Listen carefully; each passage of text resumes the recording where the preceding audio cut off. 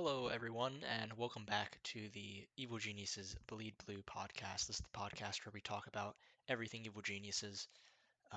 And yeah, it's been a little bit of a break. We had a week break um, due to kind of honestly the Super Bowl, and frankly, there wasn't a whole lot to talk about. Um, but honestly, it was mostly the Super Bowl. Um, I'm a Philly guy, and I'm not a huge football person, so not necessarily that like it was like a momentous occasion for me or anything. But I certainly wanted them to win, so it was a little bit heartbreaking, obviously. But yeah, just took the week off for the Super Bowl, but we're back. We have a lot to talk about. Obviously, as normally, when I think, oh man, it's not going to be too crazy of a week, there's really not going to be a whole lot going on here. There usually is always something to talk about, and this week, um, with 2 weeks being kind of accumulated into one episode here, there's plenty to talk about. We've got the League of Legends team progressing. They just finished off the Super Week. Want to talk about them briefly. Um, well, not so briefly, but want to talk about them obviously. Big week for them. Dota 2 is about to go into the Lima Major in Peru, so it's going to be pretty exciting. Hometown team, right? One of the best teams at the event, so really really excited for that. Really looking forward to that. That's going to start this week. Want to talk about that. And then for Valorant, we finally get to talk about Valorant in a scenario that hopefully is going to be a little bit more, um, frequent in the future with, them actually playing games. Because the guys, I mean, while I've been doing the podcast, I mean, they have not played very many games. The off season was so long. We still don't know who that last player is going to be.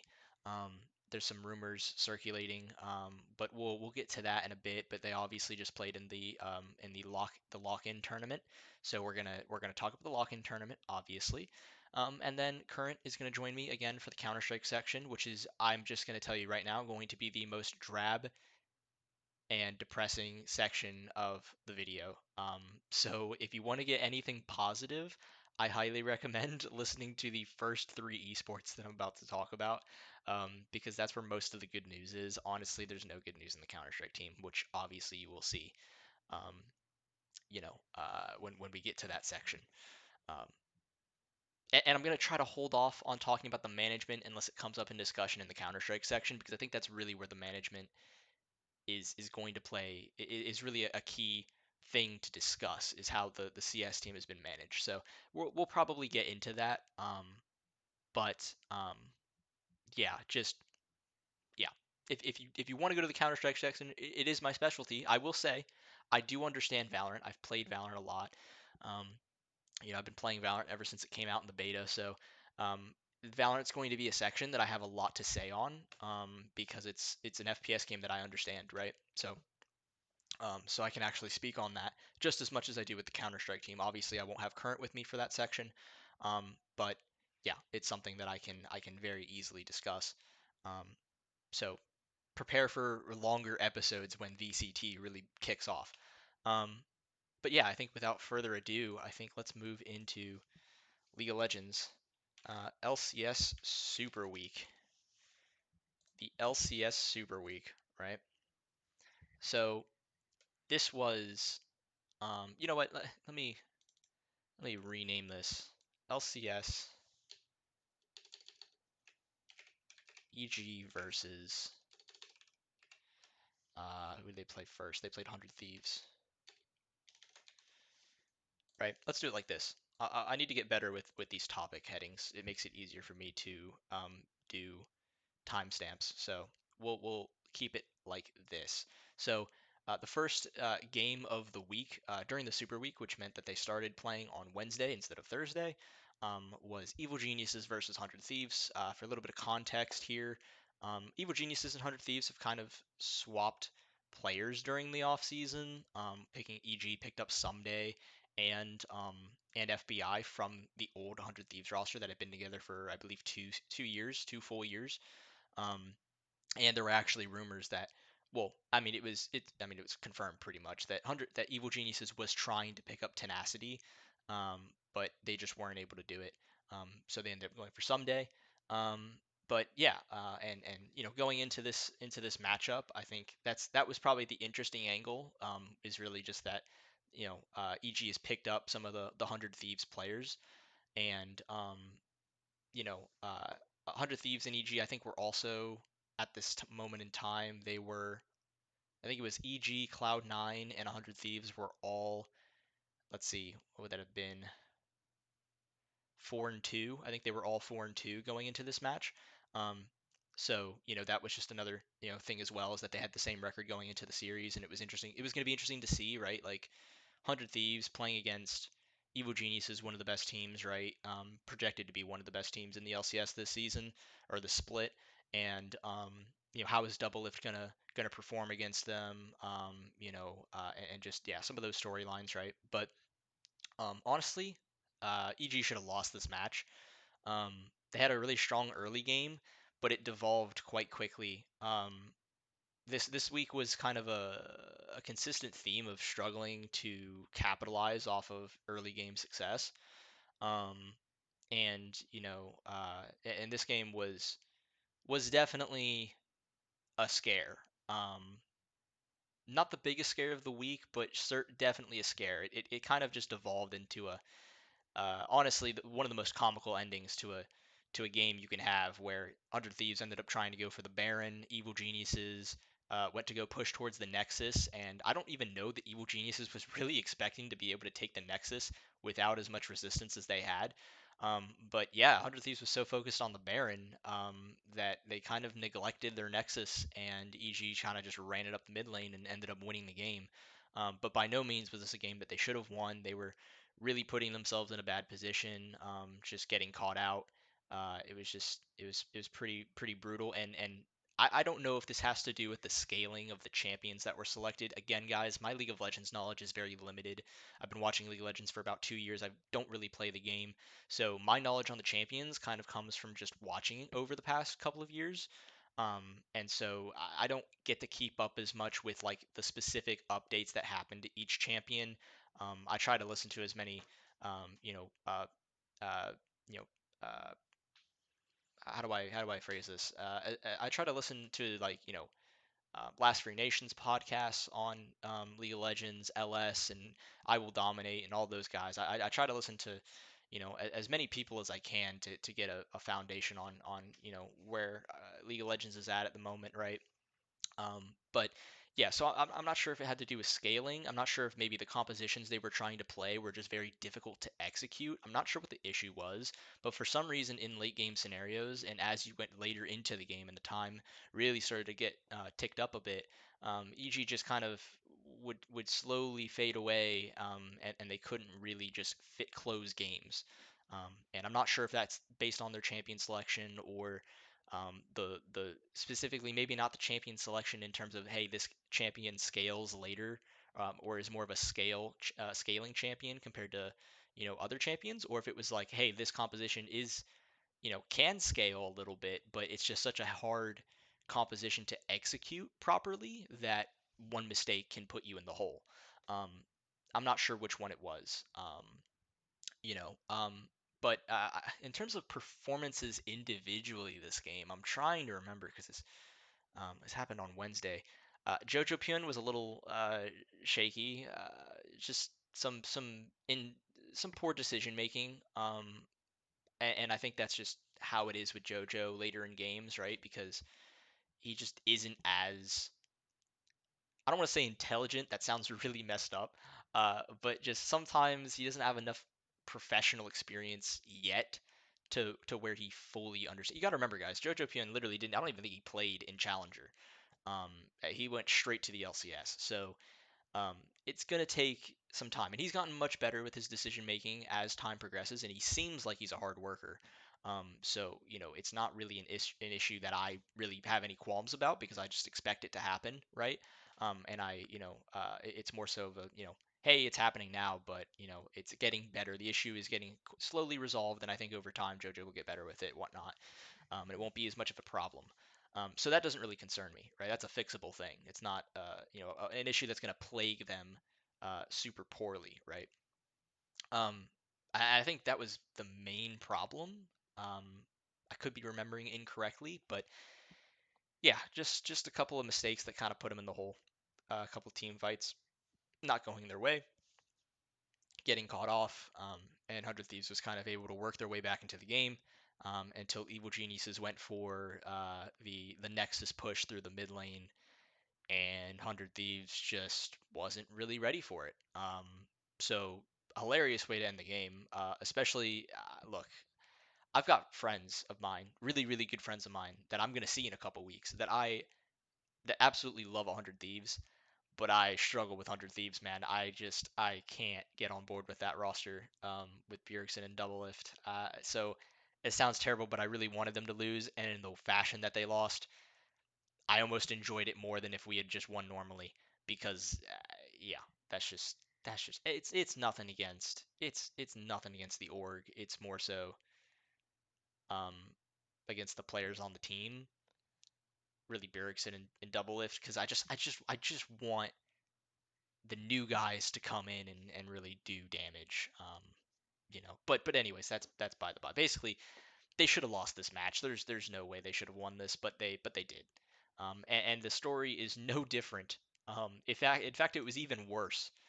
In the following series, Team Liquid, Team Liquid. Now, guys, for context on this one, Team Liquid has been atrocious. Atrocious. They have been horrible. They literally have Piosik, who won Worlds last year, but they are just terrible. I mean, it is really hard to watch them play. Um, they are 3-6 currently. This is a roster that was not really expected to be like a top 2 or 3 team, but was expected to be on the outskirts and probably some kind of dark horse that maybe over time could really do some damage later on into the split. But I don't think anyone expected them to be this bad. I mean, it is horrible to watch them play. It is just all over the place. People just int for no reason. It's ridiculous. And it honestly was kind of the same story here. Um, Evil Geniuses got out to a good early game lead. Things were going extremely well, except for Someday. Someday was inting on, I believe, Fiora pretty fucking hard. Dude was just getting demolished. I'm pretty sure he got solo killed at one point in lane. Um, yeah, it was. He did not have a very. I mean, he made up for it a little bit at the end, a little bit, but he did not have a very good game. Um, and EG got off to another lead and choked it away. And this one was even worse because you were thinking, man, if they got away with it with 100 Thieves pushing down mid lane to get the Nexus turret, the Nexus, but surely they can't do that here, right? Like, surely they just can't. Like, that was just too ridiculous. That was a one off. And I was actually pretty upset. Like, Team Liquid has been terrible, so losing to Team Liquid would have been pretty bad. That's a bad loss, honestly, with how Team Liquid has been playing. Um, but uh, in classic Team Liquid fashion, they just kind of inted into Jojo Pyun, I believe it was, on the side lane by the turret. I can't remember specifically where. But this game was long, but I do remember, I thought I remembered basically just them inting. I mean, they basically just inted into JoJo, made a massive mistake, and then from there on, there was just no recovering. And EG ended up winning the game. But definitely a game they should have lost again, but miraculously pulled off a win due to Team Liquid basically just choking the game. I mean, there was, you could credit EG for capitalizing on the mistake, but um, I don't know. That's, in my opinion, more luck than, oh wow, they've played great. It reminds me a lot of like when TSM used to win a lot of games. And it was like, yeah, they win a lot of games, but they kind of just win games off of teams inting into them. Um, that's kind of what these two 100 Thieves and Team Liquid matches kind of reminded me of, was just these teams are just inting into Evil Geniuses, and their Evil Geniuses is capitalizing off of it basically. Although Team Liquid didn't really int in like a, hey, let's throw bodies at it int. It was more so just like a lapse of judgment of not realizing what Evil Geniuses was going to do, and that they could actually just take the Nexus, the Nexus Baron trade, um, as everyone is joking about. But yeah, just a weird couple of games here. And then IMT, I didn't really get to watch this game honestly, but yeah, look, EG should dominate Immortals. Immortals is not very good. They are the ninth high ranked They are ninth place in the LCS. They are 2-7 now. They're pretty terrible. They're not as bad as Dignitas. Dignitas is 0-9. They haven't won a single game. It's actually ludicrous. I think we're gonna play Dignitas maybe this week. Yeah, we do. Thursday. We play Dignitas Thursday, and then we play Golden Guardians on Friday. So listen, Golden Guardians, maybe some upset potential if EG really doesn't play very well, but should be another 2-0 week. I say another as if they get those on the daily normally, but this one really should be a 2-0. Golden Guardians. I mean, Golden Guardians is 5-4. They're a canny little team, but uh, yeah. Now, mind you, Dignitas shouldn't be as bad as they are with the players they have, but for some reason it's just all going downhill. Um, Unfortunately for them. But yeah, I mean the Immortals game, from what I could gather, I think JoJo and maybe FBI went deathless or something like that. Pretty crazy. Yeah, deathless JoJo and FBI. Um, so yeah, EG won pretty cleanly in this match. Wasn't Yeah, pretty clinical. Not really anything to be worried about at all compared to the previous two games. You could say kind of expected considering how bad Immortals is. But they looked like they maybe fixed some mistakes. Again, hard to tell playing Immortals, but overall good things. And obviously I'm not going to complain with going loss yeah, but, not losing a single game during the Super Week. I think that's massive. It's a nice little swing for the boys. They're now 7-2. They are they are quote unquote tied with Cloud9, but EG kind of wins that tiebreaker in a sense because they beat Cloud9. Um, and then FlyQuest is number one. They've just been fucking insane.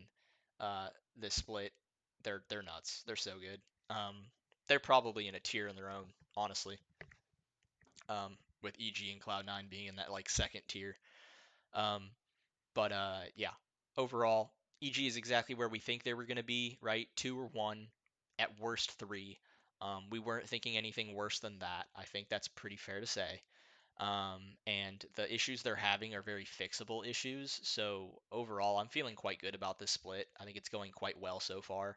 Um, could turn into a disaster if we lose both games this week. I don't think that's going to happen, but obviously, I don't want to be too disrespectful. I mostly think the Golden Guardians matchup is something to, you know, hey, don't get too confident. Don't make too many mistakes. Don't feel like, hey, we got the game in the bag and just int, right? Same thing with Dignitas. Like, Dignitas is 0-9, but they're going to get a win at some point. They've got good players. You can't just int into them and expect nothing bad to happen. But we'll see, right? We'll see how the week goes. Should be a 2-0, but we'll see. Um, and yeah, I think that's pretty much all I got to say about League of Legends. Good stuff so far. As for the Lima, let's see, what should I do? Dota 2, the Lima Major, baby. It is happening. It is happening, ladies and gentlemen. Oh, actually, real quick, before I do this, and I'll copy this so that it doesn't take as long. Um,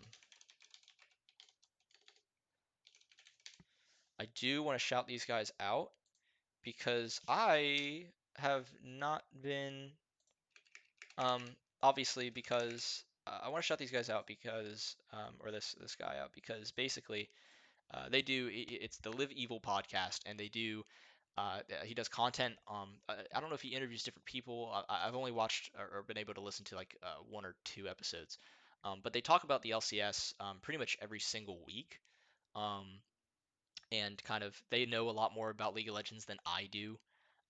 And so I highly recommend if you want to listen and get more in-depth knowledge on the LCS team and kind of the things that are going on and people who understand League of Legends a little bit better than I do, I highly recommend checking out their well, they don't have a channel on YouTube, I don't think.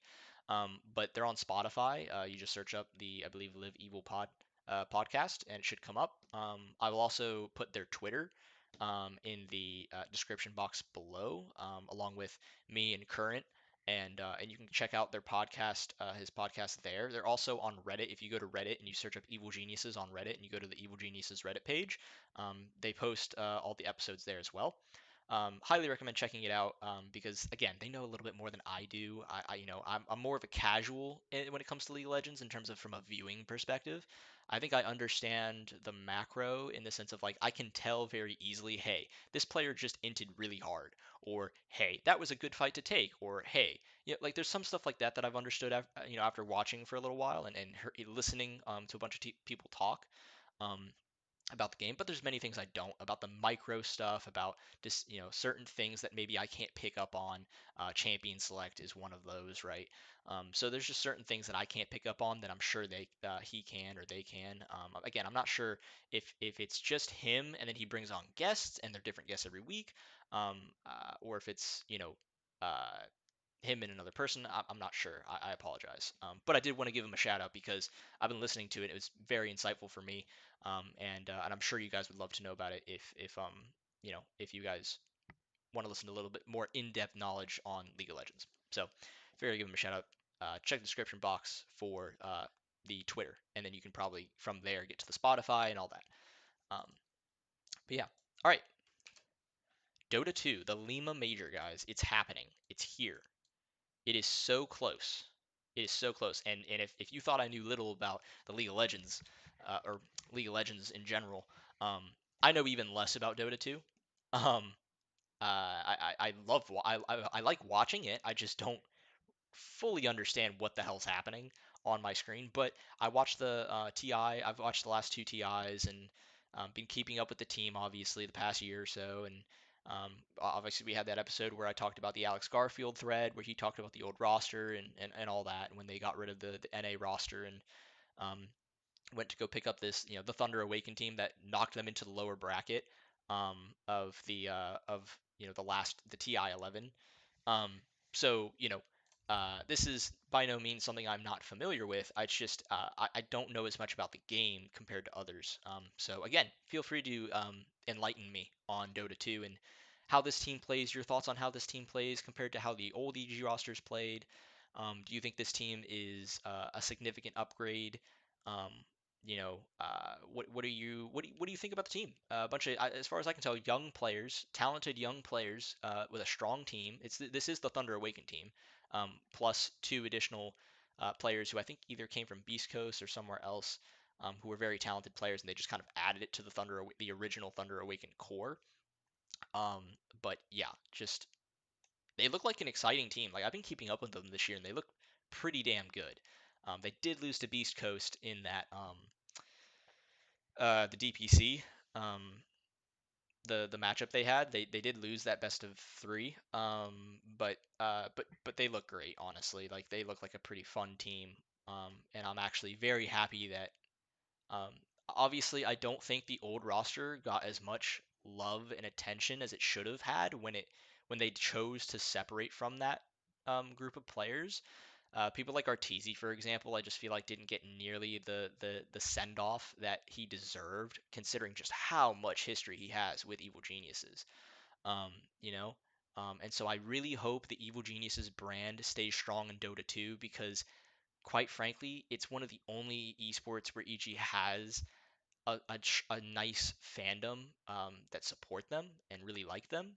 And people see that the scene sees Evil Geniuses in a positive way.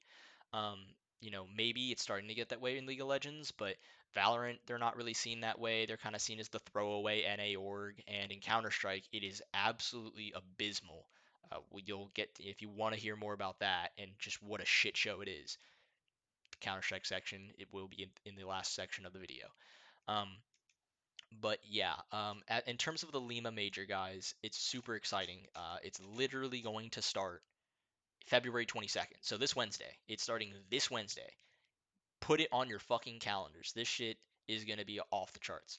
It's going to be held in Peru, which is where most of these players, if not all of these players, are from. I think there's only one exception, and it might be the coach. No, it's Whisper. Whisper's not Peruvian; he's Bolivian. But other than that, they're all Peruvian. Not that that matters. If you're from Bolivia, you're still going to get just as much praise. EG is going to be one of the hometown teams along with Beast Coast, so they're going to get a lot of love from the fans and the crowd. So I really hope they are able to make it, obviously, into the playoffs, although they should, knowing how good of a team they are. But the group stage or the groups have been announced, not the matches. I don't think the specific match schedule has been released yet, but the groups have been announced. And I think the best way to do this is I did some research into. Um, I did this with TI11 as well, just kind of looking at the power rankings to see where EG falls, with people who actually know the scene, where do they think EG falls, right? And who are the teams around them and whatnot, right? And in TI11 at the time when we had the NA roster, they were kind of seen as like a dark horse team that had done very well, but it just wasn't clear as to how good they were going to do. They were kind of an up and down team, and we even saw that in TI11 where they ended up being insane in the group stage, dominating every team they played for the most part, and then went into the playoffs and just kind of fell apart. So hopefully that's not what we see here. Obviously, a completely different roster. So we will see. Hopefully that home crowd can give them the motivation they need to push forward, right? Um, but to kind of give an overview first of the power rankings, and then we'll kind of break down the tournament format and the groups, or mainly Group A, which is the group that they're in. But looking at these power rankings, this was done by an art by one esports.gg. Let's see, the writer was Dexter Ten Guanho How. I'm not sure if I pronounced that properly, but shout out to him for the article. He did the Lima major power rankings, and kind of this is how the categories that he put them in. So he put them from worst to best. Happy to be here. A lot to prove. Dark horses. Best of the rest, and best of the best. So five different categories. EG was put in the best of the rest category, along with Beast Coast, uh, you know, uh, their rivals, their domestic rivals, and then Team Spirit, who won TI 10, and then Tundra Esports, who won TI 11. And then best of the best was Team Liquid and BetBoom. I think Team Liquid actually had a very strong TI11, if I remember correctly. BetBoom, I don't remember how well they did in TI11, but they're considered one of the best teams in the world at the moment. Shopify Rebellion, for those who want to want to remember the old roster, the old NA roster, and where they went exactly. They went to Shopify Rebellion, and so they're considered a lot to prove. They're in that a lot to prove section. But obviously, who knows where they'll end up being? They could definitely do something crazy. You never know. So we're according to that, we're putting the better echelons of teams at this event. And let's kind of break down. He does talk specifically about evil geniuses, and kind of some interesting things to say, really about evil geniuses and Beast Coast, to some degree, right? So this is what he had to say. It's impossible to talk about these two South American giants separately. After all, they are the same 10 players from TI11's Thunder Awaken and Beast Coast rosters that gave us some of the tournament's most nail-biting games, just in different configuration. Both teams created an amalgamation of their former rosters, with many regarding EG to be the new SA Super Team, taking standout Beast Coast players uh, Jean or Jean, Chris Luck Salazar, and Adrian Whisper Dobles, and adding them to the strong Thunder Awakened core. EG looked poised to take their region by storm, but it was Beast Coast with the first laugh, taking the series against EG in Tour and DPC Tour 1, like I was originally talking about, thereby finishing first. Still, no other teams came close. EG and Beast Coast ended up as the only two teams with winning records, whereas the four teams in the middle finished with 3 wins and 4 losses. Now they both enjoy home ground advantage at the Lima Major. The two squads have shown that they can hang with the best teams at TI 10. Uh, with how quickly South America is improving, count out these two rosters from championship contention at your own peril. Both teams play a brand of Dota that heavily protects their hard carries, and they more than prove themselves worthy of it. Beast Coast Hector K1 Rodriguez and EG's Christian Pacas Casanova have shown the ability to take over games by themselves against the best teams in the world, and expect Peru to cheer their lungs out for them. So that's kind of like a little bit of what he had to say regarding EG and Beast Coast. Makes me very excited to see this fucking team, man. It makes me so excited to watch this team. Bunch of young guys. They also sent some love to the Valorant guys when they went to Brazil, which was a nice touch.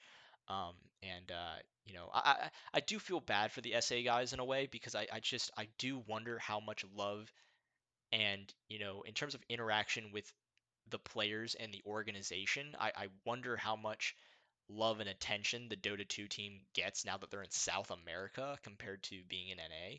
I hope they do get, um, I hope they do get uh, as much love as they deserve, because they're a very strong team and could potentially win this event if things go their way. Um, so, kind of moving into the landscape of the event, right? So, there are 18 teams, 4 teams from each the Western Europe and China, 3 teams from each Southeast Asia and Eastern Europe, and then 2 teams each from North America and South America.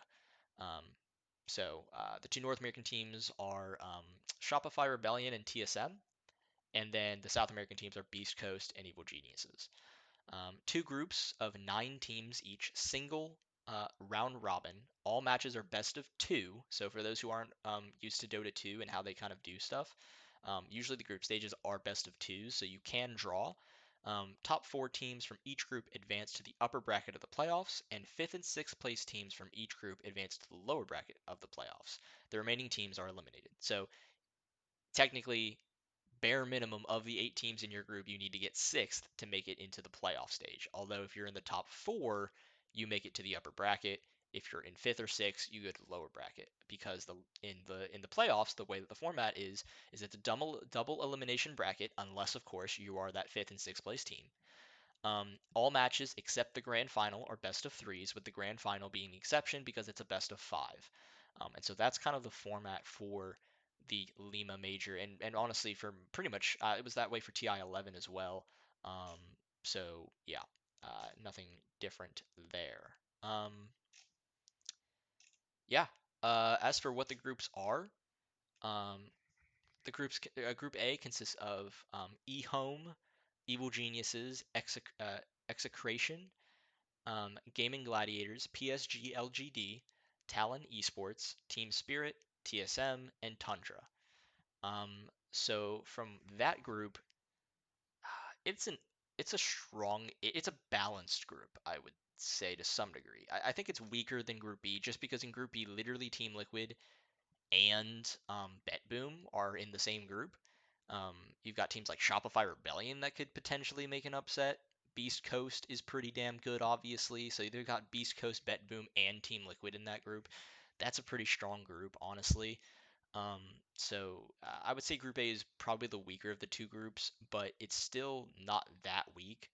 Um, with obviously, Team Spirit who won TI 10 and Tundra who won TI 11 both being in Group A, as well as PSG LGD who have historically been a strong Dota 2 team. So who knows? Gaming Gladiators are no joke as well. Um, so yeah, TSM, one of the best teams in NA, so who knows about that either. But obviously, so not like a weak group by any means. It's hard to have a weak group when you only have 2 groups, but definitely the weaker of the 2. Hopefully that allows EG to get a better seed moving into the playoffs. But yeah, overall, guys, again, we don't know the specific match times, I don't think yet. Maybe by the time this podcast is out, we will, um, because it'll be coming out on Monday, so who knows. But yeah, overall, just super excited for this. This is going to be super, super, super, super fun. Starts on Wednesday, guys. Typically, games start pretty early, but since this is going to be in South America, it might actually be, uh, you know, a little bit in terms of like times for the matches. It might actually be better for people who live in NA anyway. So, yeah, so it's a little bit unsure in terms of the match times. But yeah, guys, this is going to be super fun. I'm really looking forward to it. And yeah, it's been a while since I've obviously it's been since the last TI that I've been able to watch a really highly competitive Dota tournament, and I enjoy the format and especially the playoffs, and it's super hype, guys. So get ready for it. Prize pools, by the way. First place 200,000, second place 100,000, third place 75,000, and fourth place 50,000. And you get 400 DPC points for winning, 350 for second, 300 for third, and 250 for fourth. Um, and then fifth and sixth has a little bit of money and some DPC points as well. But yeah, if you place very highly at the major, you do get some DPC points, which is a great way for you to move up the ladder into making sure that you can go to that next TI. So that's what's kind of on the line for Evil Geniuses here. So all right, that's pretty much all I got to say about that. Looking forward to it. Best of luck to the guys. Show them your support if you can. The best way to do that, if you don't know the times, you want to look them up. I would recommend going to Liquipedia. Just type in Lima Major 2023, and Liquipedia should be one of the first things that come up. Scroll down and find the group stage matches, and you should be able to see, by Wednesday you should have match times and all that, and what matchups are happening and where teams are placed currently in the group stage. So that's what I recommend you doing if you wanna kind of keep up to date, right, and watch some of the games, right, even if you don't know what's going on. It's still entertaining to watch. So, all right, without further ado, let's get into VCT lock-in. VCT lock-in. Now, Evil Geniuses played in the Valorant Champions Tour lock-in event. And this is the first big event of Valorant. Like, that sounds bad to say. It kind of sounds like you're disregarding the rest of the history of Valorant in the past couple of years, but this is really the first full year of Riot officially having a Valorant league. And so this is really the first event where all the best teams are going to be competing, international teams are going to be competing, right? And it's your first real look at these teams and what things, what the storylines are going to kind of be based off of for this season. And I would imagine as years go by, nobody really is going to be talking as much about Sentinels and, tens winning, that Reykjavik event. You know what I mean? It's going to be more about, hey, this is the year that defines the start of Valorant. So from that perspective, a cool event. But honestly, what's on the line for the event isn't the most massive thing in the world. Essentially what's on the line is if a team from your region wins the event, um, if a team from your region wins the event, that region will get an extra slot, I believe, in the Masters tournament. So, um, yeah, important to some degree, but if your team loses, it's not that big of a deal because really what you care about is how well the rest of the teams within your region do, right? If Evil Geniuses goes out in last place, but 100 Thieves wins the whole event, then you don't really care that much as an EG fan. I mean, yeah, it sucks to lose, but your region's getting the extra slot, which could benefit you in the future. So it's not really like if you win, you get guaranteed something for your org specifically. It's more so for the region that you're in. And so that makes things a little bit less, considering that the tournament is like a really hype March Madness style bracket. It does take a little bit of the juice out when you realize it's really not that big of a deal if they go out in this event, and that there's going to be some serious time that these teams have before VCT starts in the Americas League, and so there's still time to improve, right?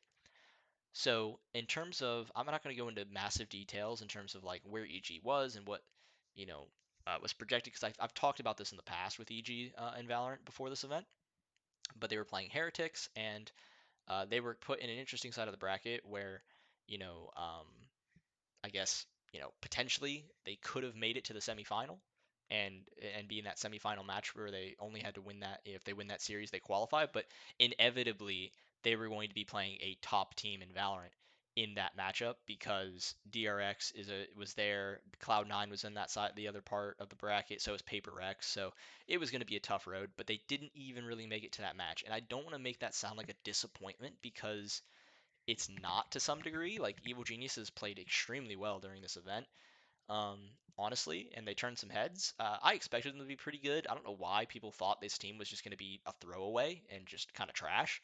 To me, that kind of surprised me, considering I think people just kind of forgot that we beat Optic and that forgot that we really showed promise in that at the end of last year. Yeah, some results were disappointing, like in the playoffs and in LCQ, But I think for the most part, there was a lot of promising signs with this Evo Geniuses roster.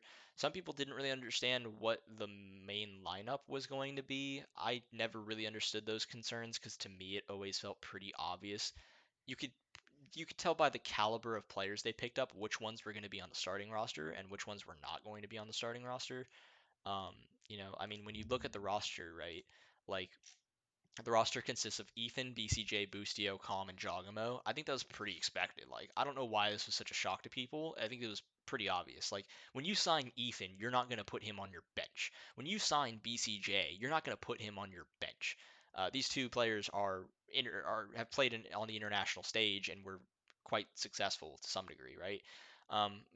You're not going to put those guys on your bench when your bench players consist of Apoth, Reformed, Demon One, guys who just have no experience whatsoever. I mean, you're not going to put those players in replace of Ethan and BCJ. To me, it was kind of a known quantity. You're going to put Ethan BCJ there. I think maybe the question mark was if Calm was going to make the roster, because BCJ was known as a Sova player, an initiator player to some degree. So eh, there were some maybe concerns there, but Calm was definitely good enough to make the roster, and he did. Um, so yeah, this listen doesn't really surprise me all that much. With you might have a question mark about maybe one player on the roster in terms of what the roster was going to look like, but it shouldn't have been that big of a surprise. And I don't know why people were so like out on this roster just because of the players they were signing on their secondary team. Now, whether or not you want to question the point of having an extra 5 players, I think that's a valid concern. When you consider there's really nothing for those players to do to improve beyond scrimming the main team. Don't even know how often that's going to happen. Not to mention, if those players really want to play, like who knows? If EG's main roster does well, those players may never see the light of day. So I don't know that I fully understand this, and then plus you got to consider, okay, where maybe you do want to change a player, but it now changes your entire system and how you want to do things, because obviously even if they play the same role, they may not play the same role the same way. Yeah, look, I think there's definitely some concerns there in terms of how this is exactly going to work, because to me, with how they've handled the CS:GO situation, this just seems to me like we want to do League of Legends 2.0 and we just want to be different for the sake of being different, and that to me doesn't make any sense. Similar to CS:GO, they have not like stated why they want to do this 10-man roster.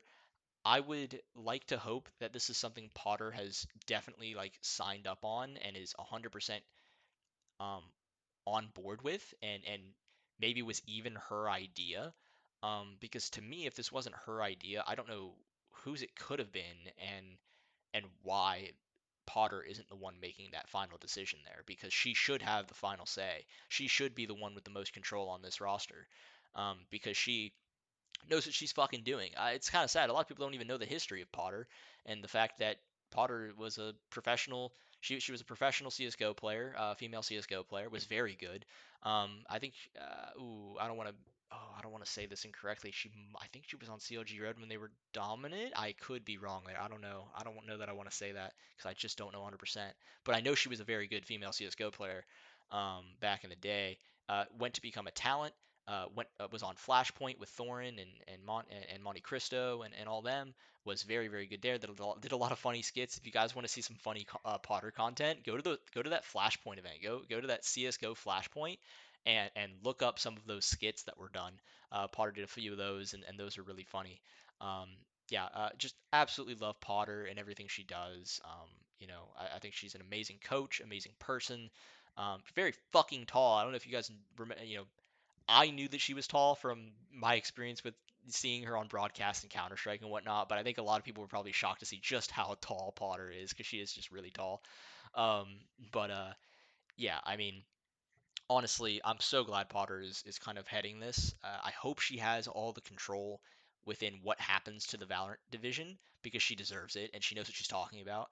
Um, and yeah, I've been really really happy with how this team has turned out. And of all the teams, I would say in terms of like family environment, which I already did talk about, and I said, look, there's not really such thing as a family environment in esports or really in any company because um, because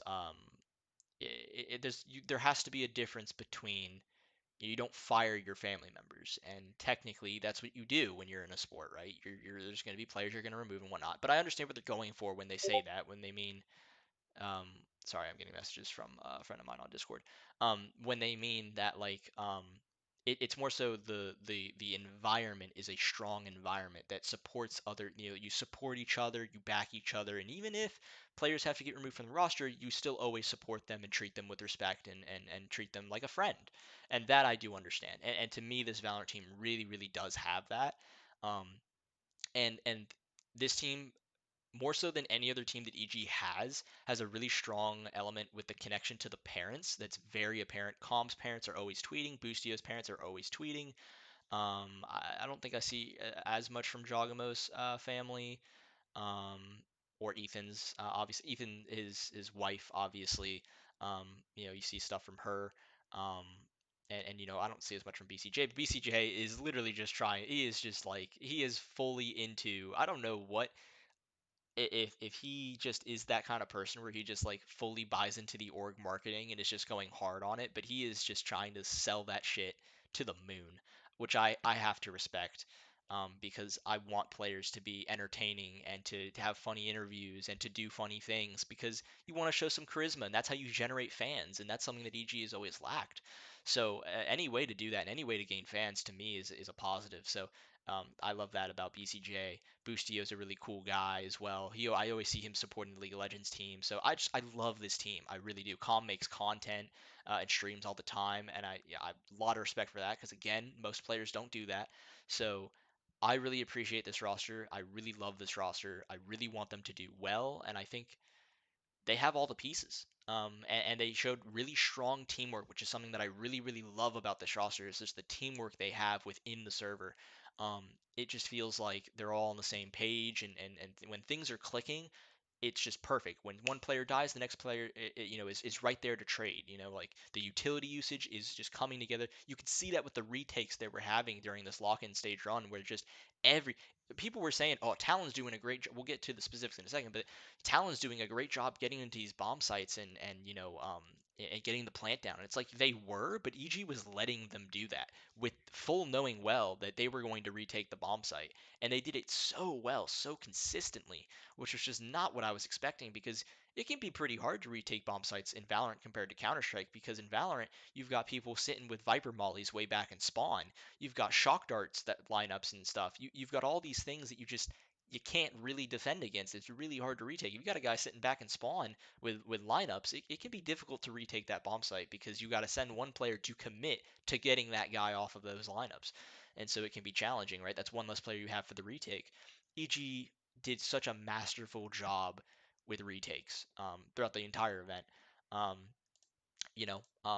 let's first start off with this Team Heretics match, right?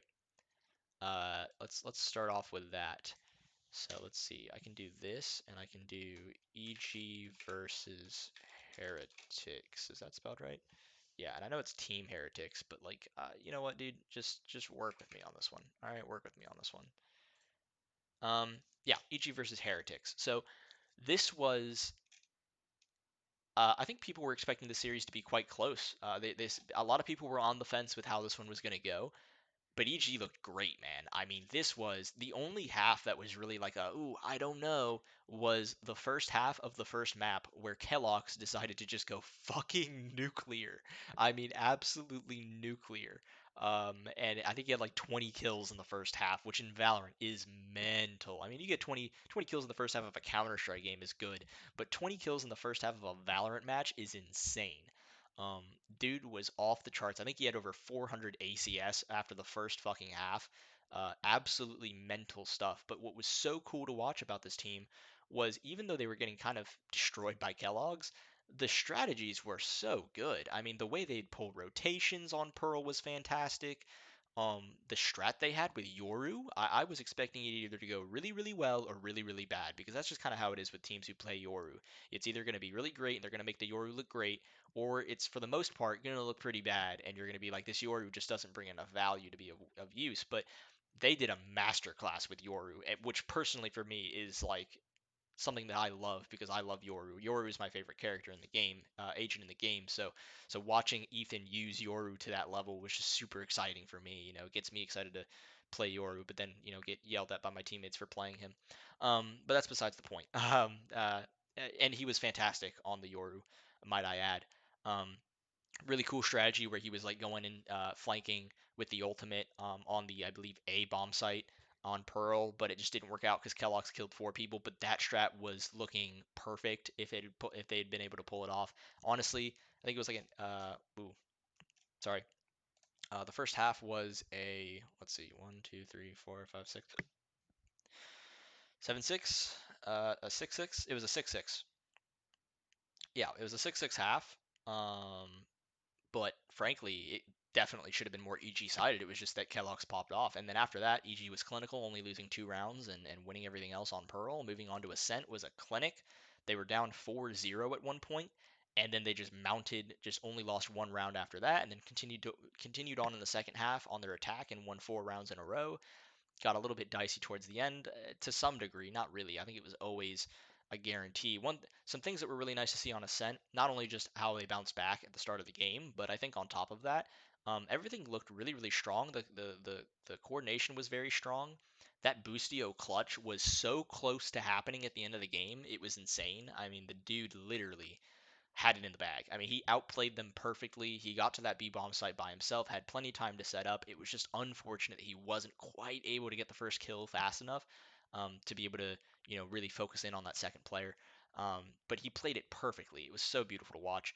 And he almost won that. And then the last round that they won was so perfect. I mean, it was so good.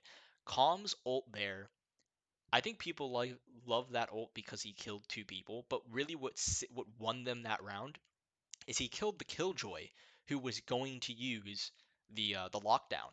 Um, and it just ruined anything Heretics was trying to do. And it was pretty clear, at least in my mind, that they knew, EG knew, hey, this Killjoy is going to be here. This Killjoy is going to try to use this lockdown here. We're going to make sure that doesn't happen.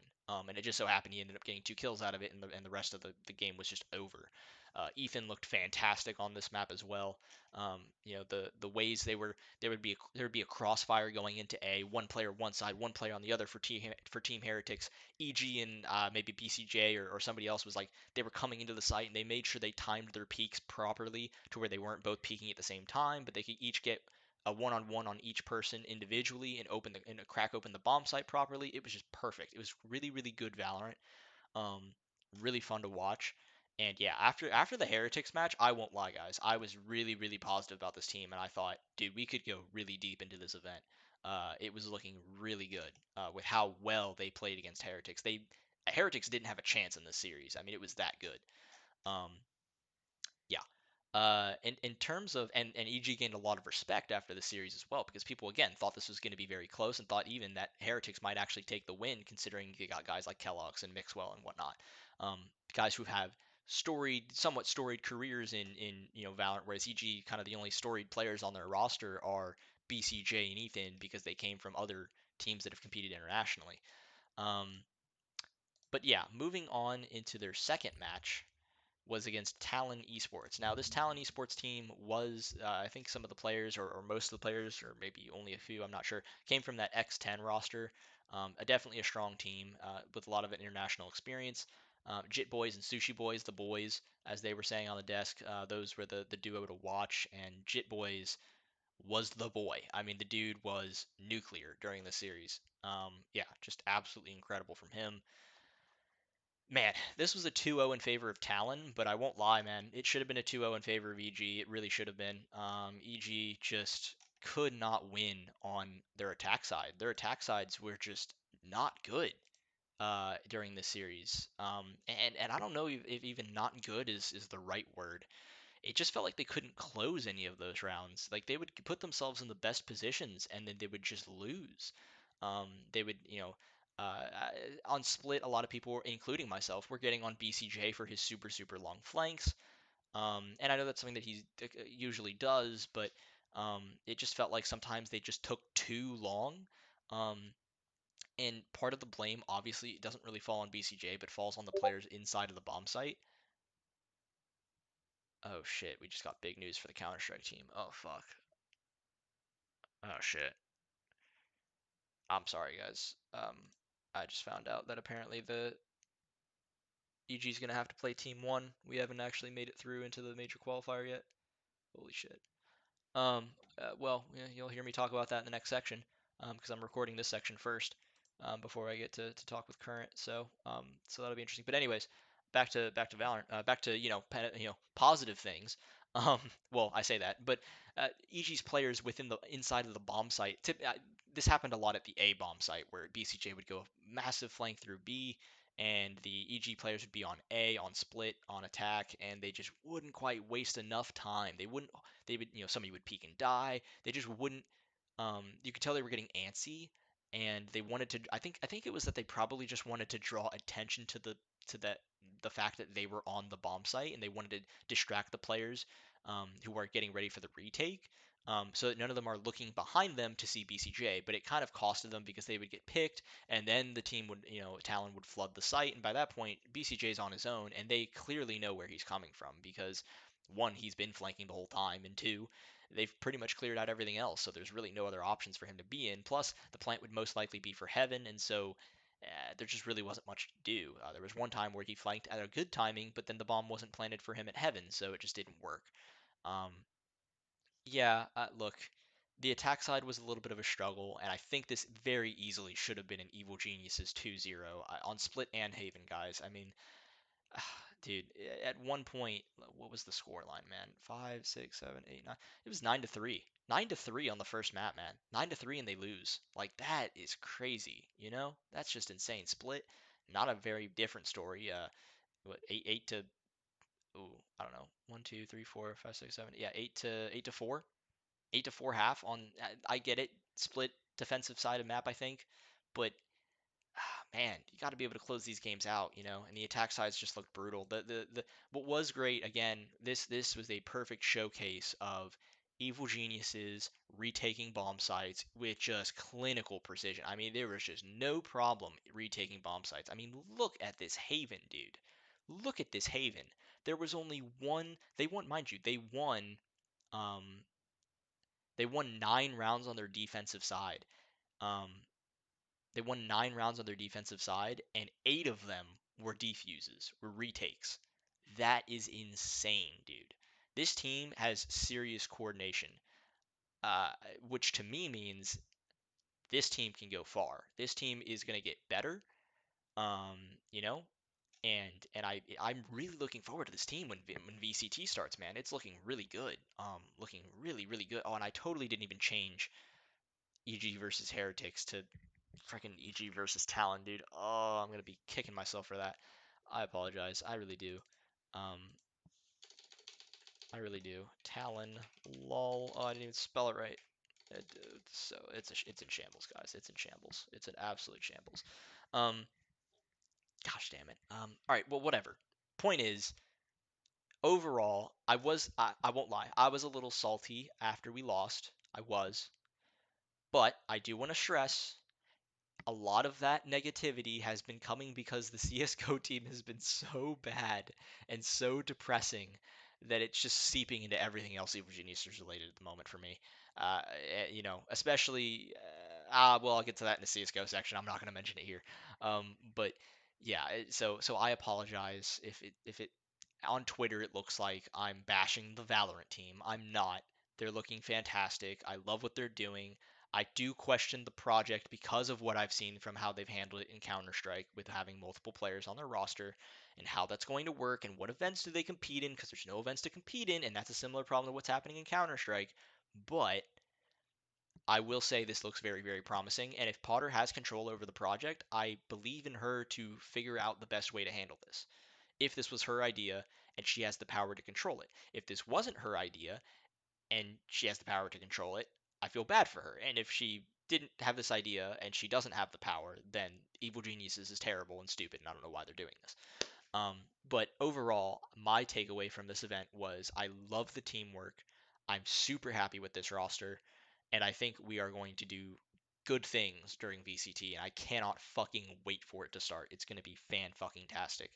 And I think we have put the world, I don't want to say we put the world on notice because that's what EG kept saying, and I don't know about that, but we definitely put people on notice in terms of, hey, look, this team is not a joke. This team is not just a throwaway team. We can compete. We have a strong roster, and you guys have just been ignoring us because you got sexier rosters to look at, like 100 Thieves and NRG and Cloud9.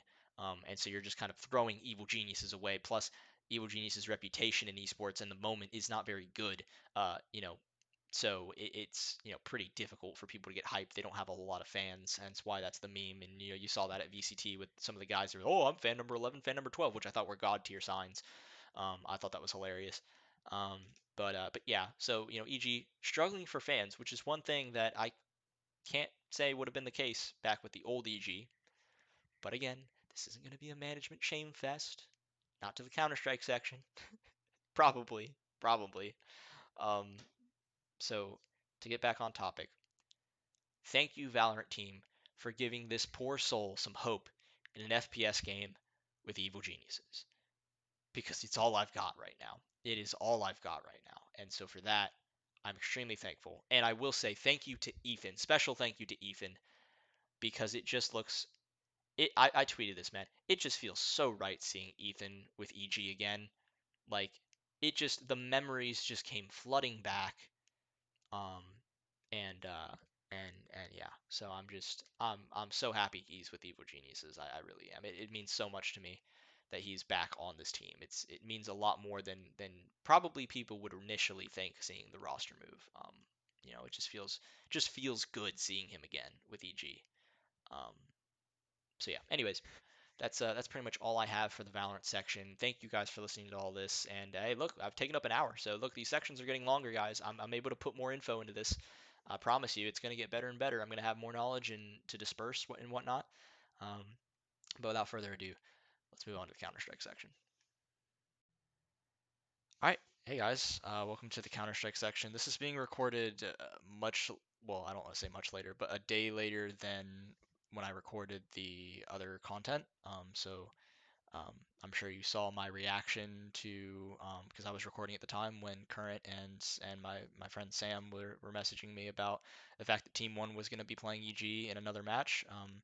So you got to catch that reaction live. But yeah, we were all three of us were watching the game and just talking about EG in general and other things, and we were watching the matches, and obviously the matches didn't end until about 12:30 or so. So at that point we had to cancel the episode, and also just for the sake of our sanity it was probably best to just hold off for a night.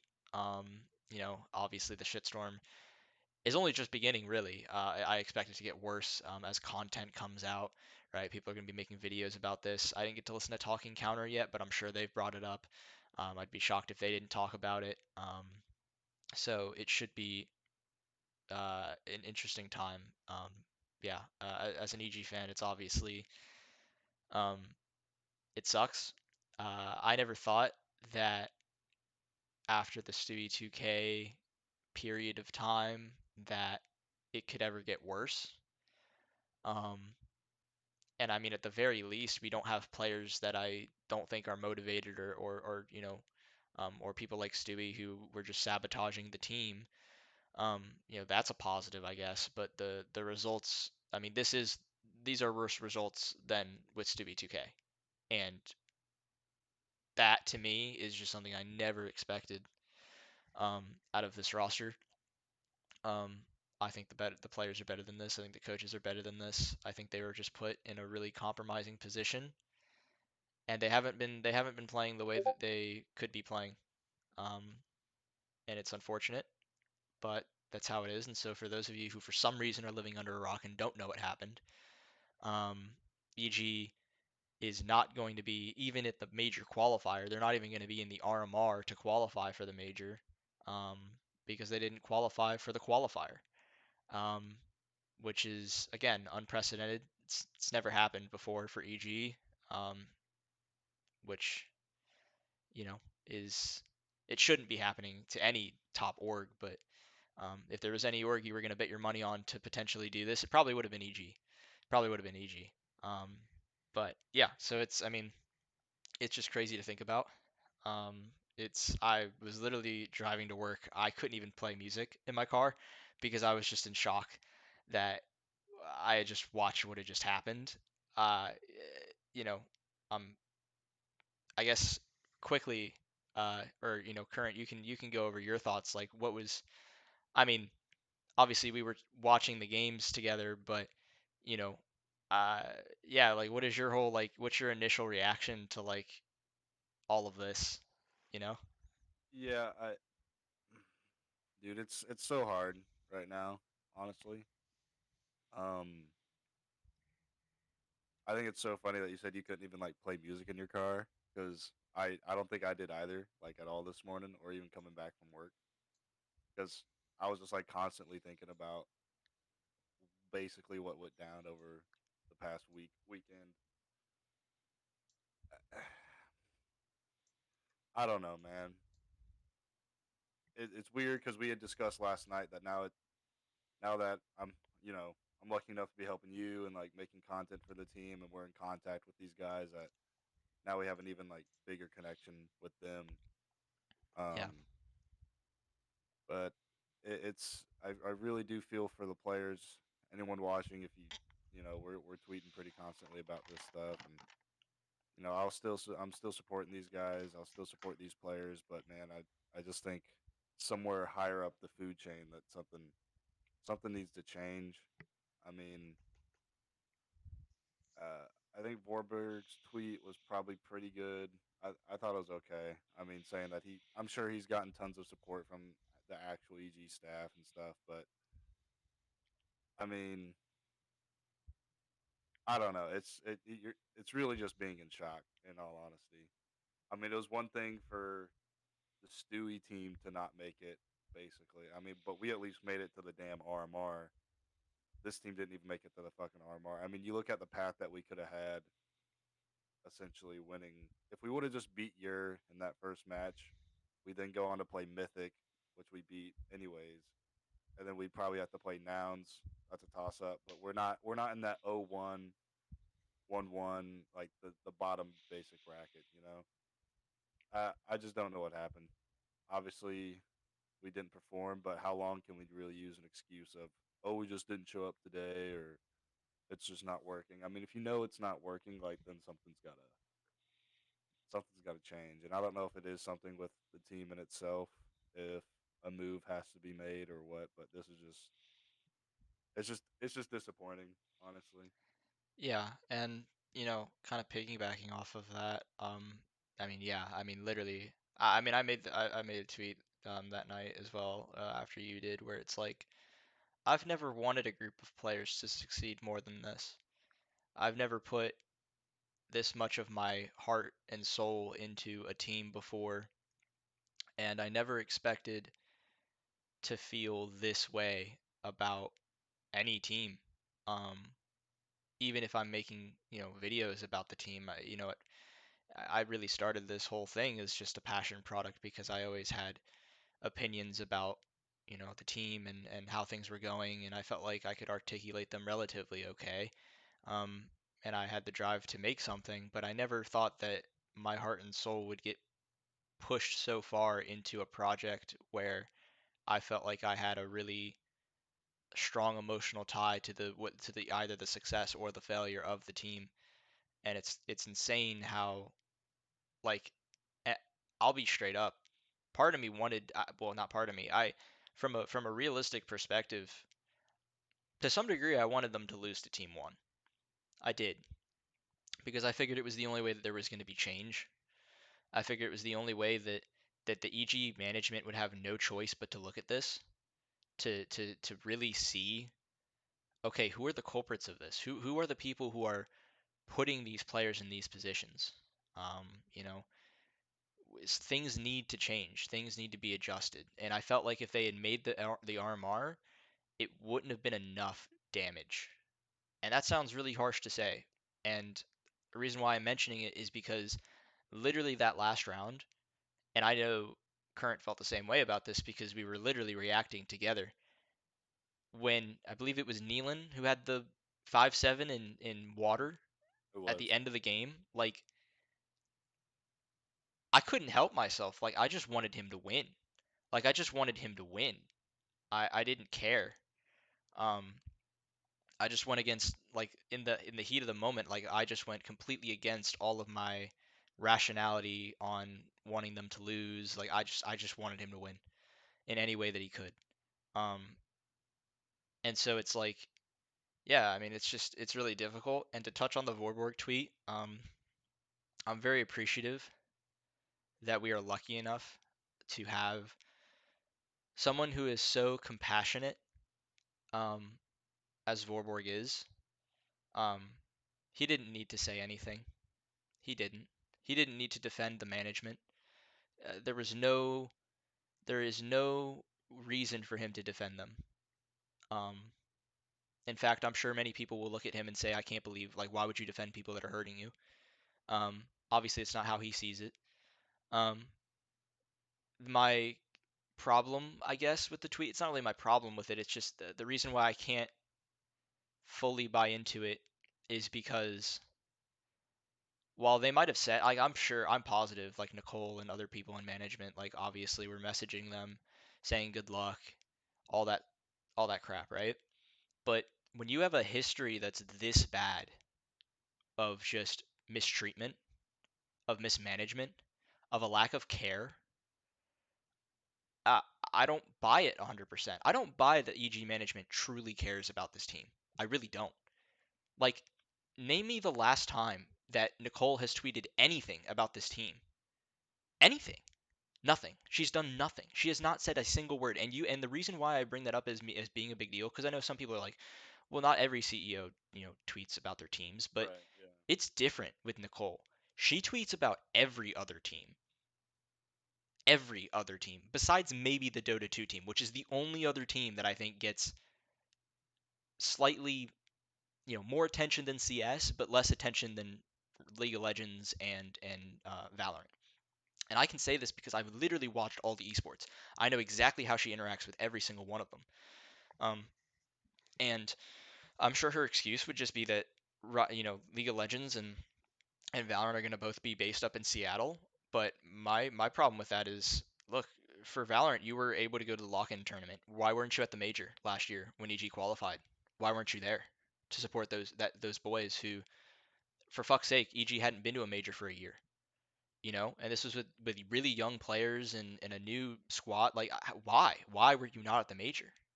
Um, Clearly a more important event than lock-in, like by far, in terms of what it means to the organization, what it means in Absolutely. terms of Yeah. the results. It No, means without so a much doubt. more than the lock-in tournament. So to me, like that's strike number.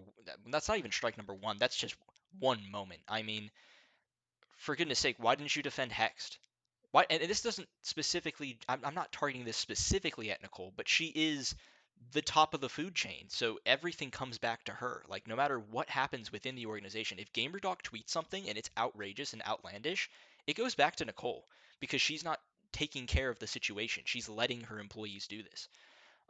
I'll get to GamerDog in a second, um, but with Nicole, it's like why was there no public statement about Hext to say anything?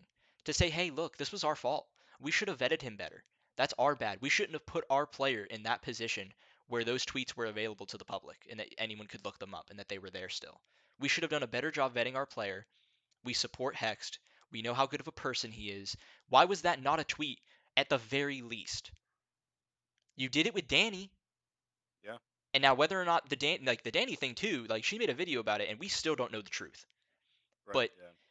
But why At least was they that did not something. even? Yeah, exactly. At least she did something. Like there is nothing here. She did nothing for Hext. Nothing. I've seen like Hex parents interact on Twitter. Yeah. Like how must they feel about this whole situation? Like I can't imagine like being a parent and watching that happen and just like where is the organizational help? Like where is anybody from the organization defending your son? It's mental. Right. I And mean, it's wrong. especially like these parents are basically giving their kid to like people they don't know, and Yeah. like especially since esports is still like a newer thing, like they probably minimally know what's going on.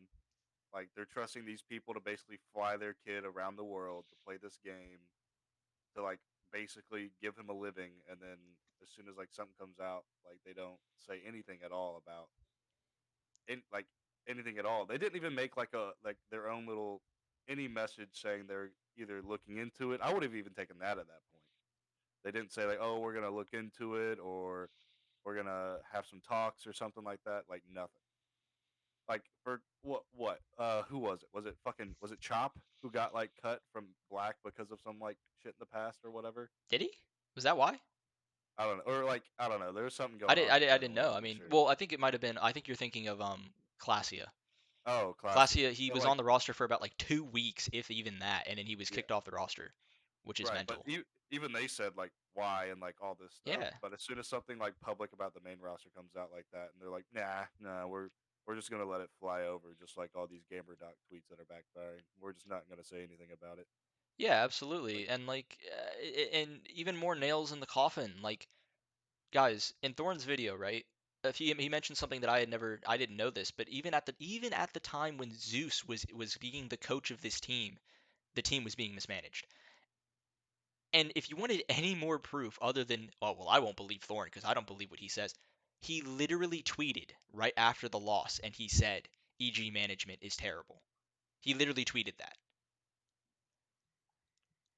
What more do you want? It's like, Vorborg, I respect I respect what you say. I don't think you're lying. I don't. I'm not that person. I truly believe that he's telling the truth and that they do support him, at least with his interactions with them. I believe that. But I believe that they're saying that to his face. I don't. The actions speak louder than words to me, and the actions that this management has shown towards the players and towards, if you truly care about this team, why is GamerDoc allowed to tweet the things that she tweets? And then take ownership of it and act like she's benefiting the team and the organization by generating viewership. How does she not understand that that's not creating unnecessary pressure that doesn't need to be there? And I don't want to hear the fact that the players didn't experience the pressure because they even experienced it when they were on LAN at the major. So there's no way you're telling me that for a major qualifier in an elimination game, when there's literally players from G2, the heroic team, the heroic organization is watching this fucking game. Kassad is doing the Kassad Grand Slam. You cannot tell me when everyone who's living in fucking EU who can't even stay up, who is staying up past 2 in the morning to watch this shit. You can't tell me they're not feeling the pressure. That I don't buy it. And I don't buy it especially because EG played so poorly. I don't think this is how bad they are. I don't think this is how no, bad this team is. They are not this bad. Clearly something is wrong. And if I had to guess, I would argue the pressure dude, is part it's of it. gotta Is be, part of it. dude. It's gotta be mental. Cause like Yeah, it's part of it. think about it. I mean, you had. I mean, we were watching like what Cooper stream even for like that last match against Team One. I mean, what Katie was there, Mo was there, like all the NA guys were there. Yeah. Elise was there, Junior was there. Like I mean, all these guys are watching it, and like from a weird perspective, it is creating viewership for the team, but it's negative like viewership It's not in a way. beneficial to the players. It's not everybody's watching to be like, oh, dude, this team's like popping off. Like we got to keep an eye on them. It's everybody watching to watch us lose. Yeah. It's not positive viewership like in the slightest. Everyone's there to watch EG lose, so they could say they were there when we didn't qualify for the major. And then you have GamerDoc quoting her own fucking tweet or Kassad's tweet, being like, "Oh yeah, look at what I'm doing. I'm doing my job. I'm doing my part of the fucking org business." Like, no, dude. Like, because I mean, dude, I try not to get into the politics of the org too much. I think I try to leave that to leave that to you typically. Um, but man, dude, like I I I read Vorberg's tweet, and I'm sure he has gotten a lot of support in this whole project, right? I mean, moving to NA, doing that, leaving Copenhagen Flames and stuff like that, right? But I mean, you have top people in the business saying that the management isn't good. At a certain point, you might not agree with Thorin. You might think Kassad's a troll. Like Zeus wasn't doing too hot in our team, but like when it's multiple sources, right? If it was just one person saying it, then you can chalk it up to like, they don't know what the fuck they're talking about, or maybe they're just trying to stir up shit. But I mean, you have almost everybody in the scene talking about us, and even Kassad made that tweet, right? They have nothing against the players or the coaches, anybody on the roster, none of that. It's all towards EG management. And when you have so many top names targeting it at management itself, like it really does say something, you know? Like Yeah. How many people it's have to have a bad experience with EG management before we can I just mean, admit what that it's them? Kassad had 5 different department interviews. Yeah. Zeus didn't have a good time there. Daps got You know, treated like shit. Daps got treated like shit. Malik Thorn got got treated like blacklisted before shit. he even interacted with anyone. Thorne couldn't even fucking make contact with the org. I'm sure they don't even like Richard Lewis. I'm sure they already think all the casters are like assholes and are like biased against Yeah, it's EG. I that's mean, another thing. It's not like, no nobody was out to get us like in that sense, right? But now they will be, right?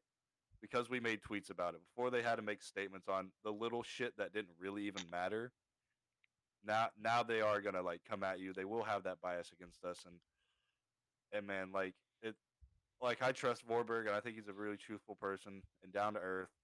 But man, like everybody would say that about Zeus. People would say that about Kassad, and like I don't know. Like now it went from people were kind of memeing to be out against us, like oh yeah, like fuck EG or like oh they're trash, whatever, right? You can take that, but now it's like there's living proof the management's not doing well. I mean, dude, it it's bad. Like yeah, and it's just it's like, so I mean, bad. you've got GamerDoc who doesn't even know how to buy skins, and then she's attacking casters and analysts who have been legendary within the scene on their integrity.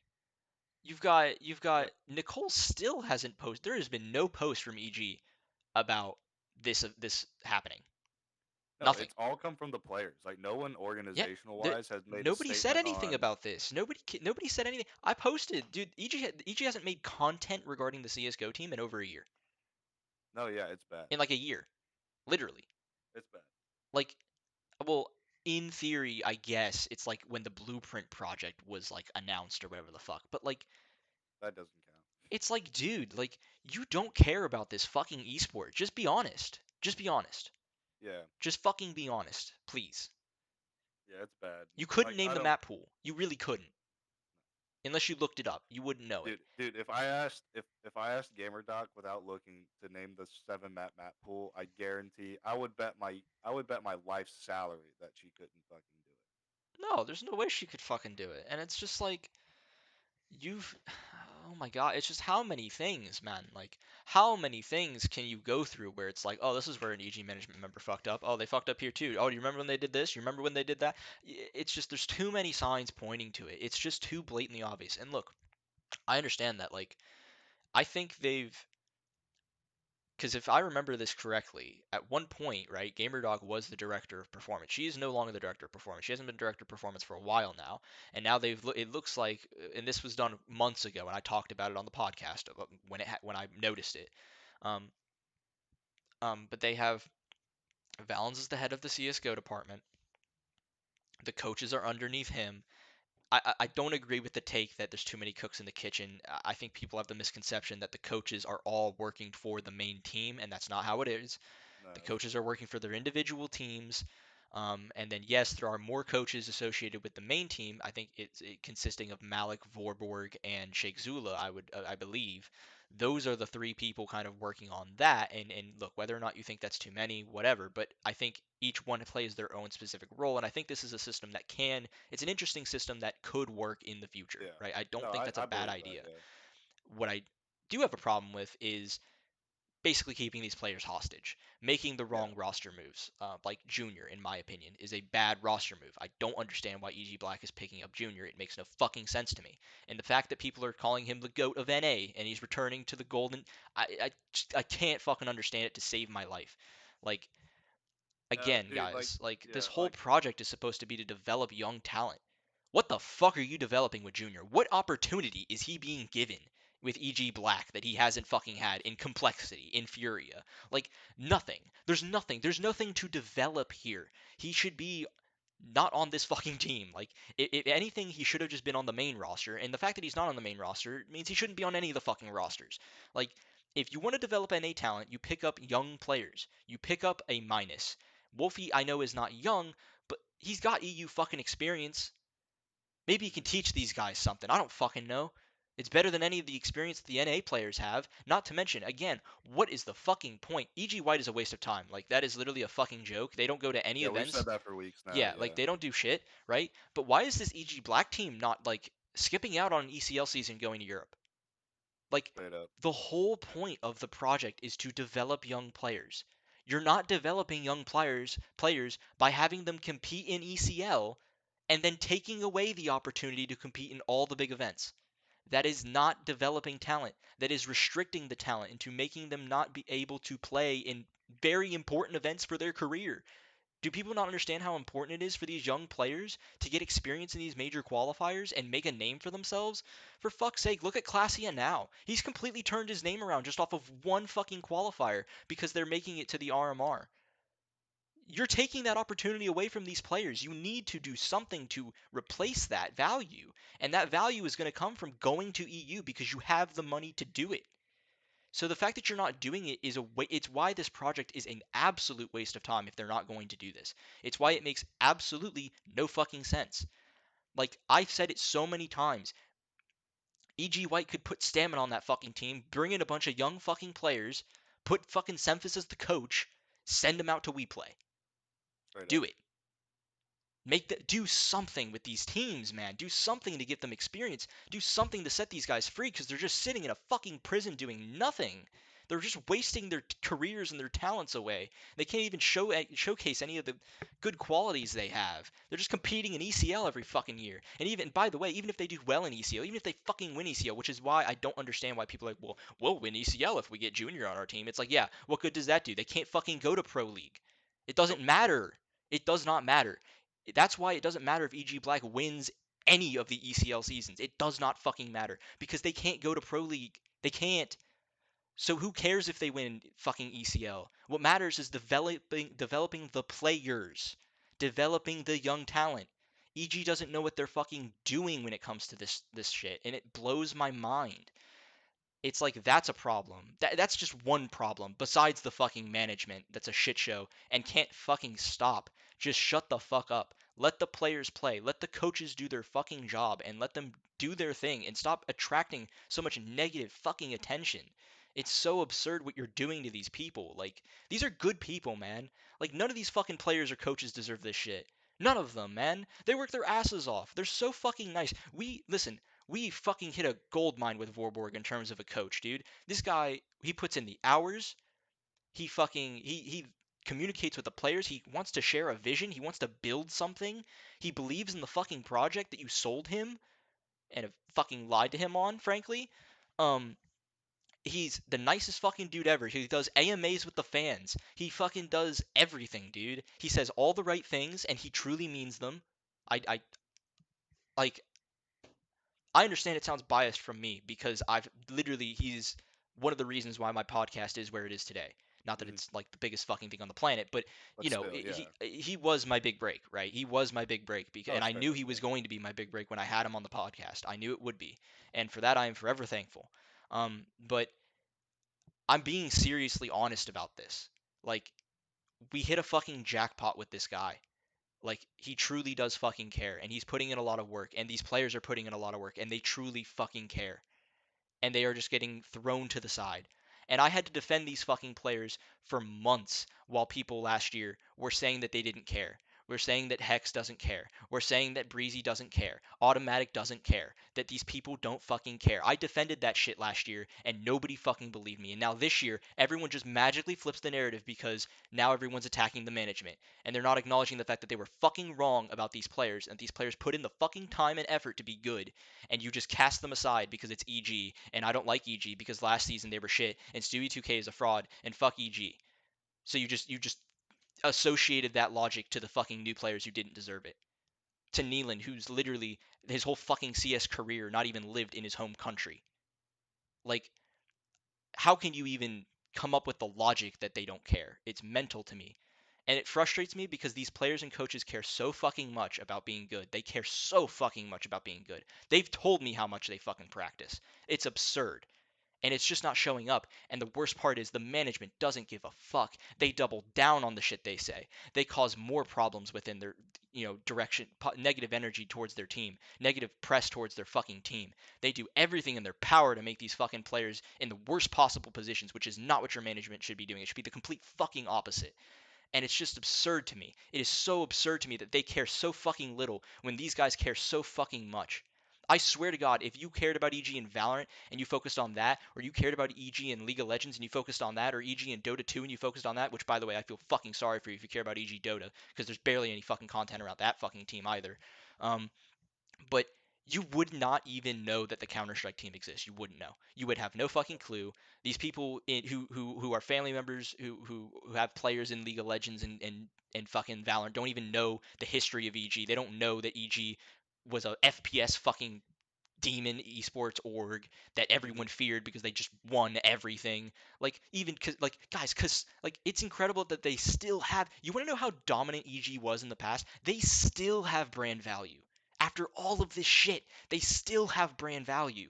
People like Casada even said, "I don't care." After the whole Stewie thing, he said, "I don't care." He was like, he's like, "Of course I'd want to be with a legacy org like Evil Geniuses. Look at all the shit they've done." It's like, how did it, it's like that's how you know they were good, is because of just how much fucking brand value they still have and how much it means to all the OGs who actually fucking were there when EG was good. Like, it hurts me so much knowing that this management just does not fucking care when these players and coaches care so fucking much. And somehow GamerDoc has the gall to think that she's doing something good, that she's benefiting the players and the teams, when really all she's doing is hurting the players, hurting the coaches, and hurting the fans. That's what she's doing. This fucking right here, this brand, guys, this used to mean something. This used to fucking mean something, man. It used to mean something special, and now it is worthless in this scene. It is absolutely worthless, and it's fucking sad. I'm sorry, that was my rant. Go for it. I'm gonna close my door. My roommate's pissed, I'm sure. Well, dude, I really think Ricky kind of said it all there. To be honest with you guys, while he's closing his door so his roommate doesn't kick him out. I mean, it's really bad, honestly. I just think that you can say that you haven't felt pressure from any of this shit as a player, right? But I mean that's just saving face, to be honest with you. Like pressure's gonna be there whether you know it or not. But I guarantee after you lose to your in that first match, knowing you're going 0-1 in this qualifier, like you're shitting yourself. I'd be shitting myself personally. Like I don't know, this team's just been mismanaged. I wouldn't say from the get go, right? Like it looked like it had a little bit of promise, but I mean, dude, like at this point, I mean, we've said it for weeks now. You just got to drop white. You just have to do it.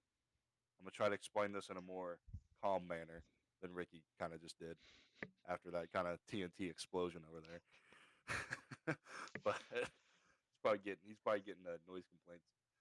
Um, no, so we all know EG White just needs to be gone. Like you know how close Party Astronauts was to actually qualifying for what I think they did they go to EPL at some point? I think they EG? did. The No, main team? Party Astronauts. Oh yeah, they used to. Yeah, Like Party Astronauts went to like think EPL so. one time. I mean, they're always really close to qualifying for these major RMRs and stuff like that. And then you buy them out, and then bam, they're done. They can't do Yeah, it no more. They just can't. it's a And to be waste. fair, I'm sure at the time, right, they're thinking they can play these smaller, medium tier DreamHack tournaments, but those don't exist anymore. Like DreamHack's gone. Like they don't really put on. It's all IM. It's all EPL. It's all Blast. Those are the three main tournaments that you're ever gonna see. Yeah, CCT exists, but that's what once in a fucking blue moon or whatever in NA. So it doesn't even matter. So you need to just get rid of EG White. Say, let these guys do what they want to do. And as for EG Black and the junior pickup, I'm not I'm not mad about it, but I'm not happy either. I think it Yeah, was it's one of the smaller things. It's not, after the Flom Cup. I think it was the obvious pickup that they were going to go yeah. with because he was right there. He was available. He's an opper. He's NA. That's right. He checked all the fucking boxes He down. is the best available. Like, just Yeah. being honest, he is the best available. If you're looking for the best available NA opper that is a free agent, you're going with Junior hands down. Yeah. But anybody that is tweeting that he's back, he's gonna save the org or whatever, you're right in the sense that he's gonna go to town in Oh, EC. he's gonna shit on Dude, those guys, he's gonna have 1.1.2, 1.3, 1. Like fucking, he's gonna go to town on in as he ECL always does. because that's just how he is. But he's now showed us what 2 times that he cannot compete at tier 1. He just can't. No. Now, I'm not saying he never will, right? Like No. you can argue Furia, right? Like Furia, 4 of those guys switched to English speaking, and I'm sure they honestly did that thing where at a lot of international teams that are like 3-2 or 4-1, as soon as the English speaking guy dies, they just switch to Portuguese. And Junior has no fucking clue what's happening unless he learned Portuguese really, really fast, which I doubt because I heard Portuguese is actually like dummy hard to learn. Like, so you can chalk Fury up in Junior, whatever. But even on like complexity, right? When they were trying their whole thing with Junior there, like it didn't work. Now you could say it was a role thing, but again, like you can't at the same time, right?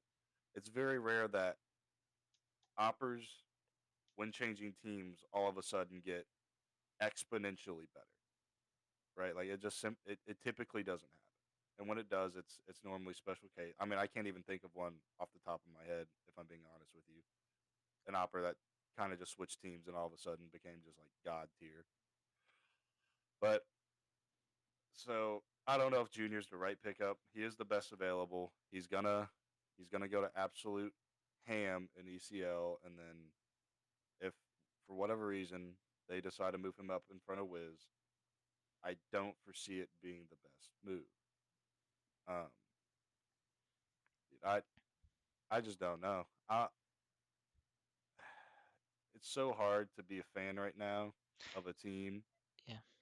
that the org just seems like they're making a mistake almost at every single turn. Yeah. It's And crazy how they. Oh, go ahead. it's none of these players. I mean, I think we're gonna talk the rest of this time how it's none of these guys, right? Like they're not making any of the calls. I bet it's not even Valens. I bet it's No, above no, it's Valens definitely not Valens. because Valens is dude. My man's he's an engineer. He's a competent guy. He coached C9. He fucking won a major. I mean, he Valen knows what the hell he is doing. I trust him. I trust these coaches. No, there's nobody in either team are like immature people. Even EG White. I mean, you have Pone and Benley, like some of these older guys that have just been in tier 2 forever. They know what the fuck they got, right? So I think it's honestly Valens up is just making so many mistakes.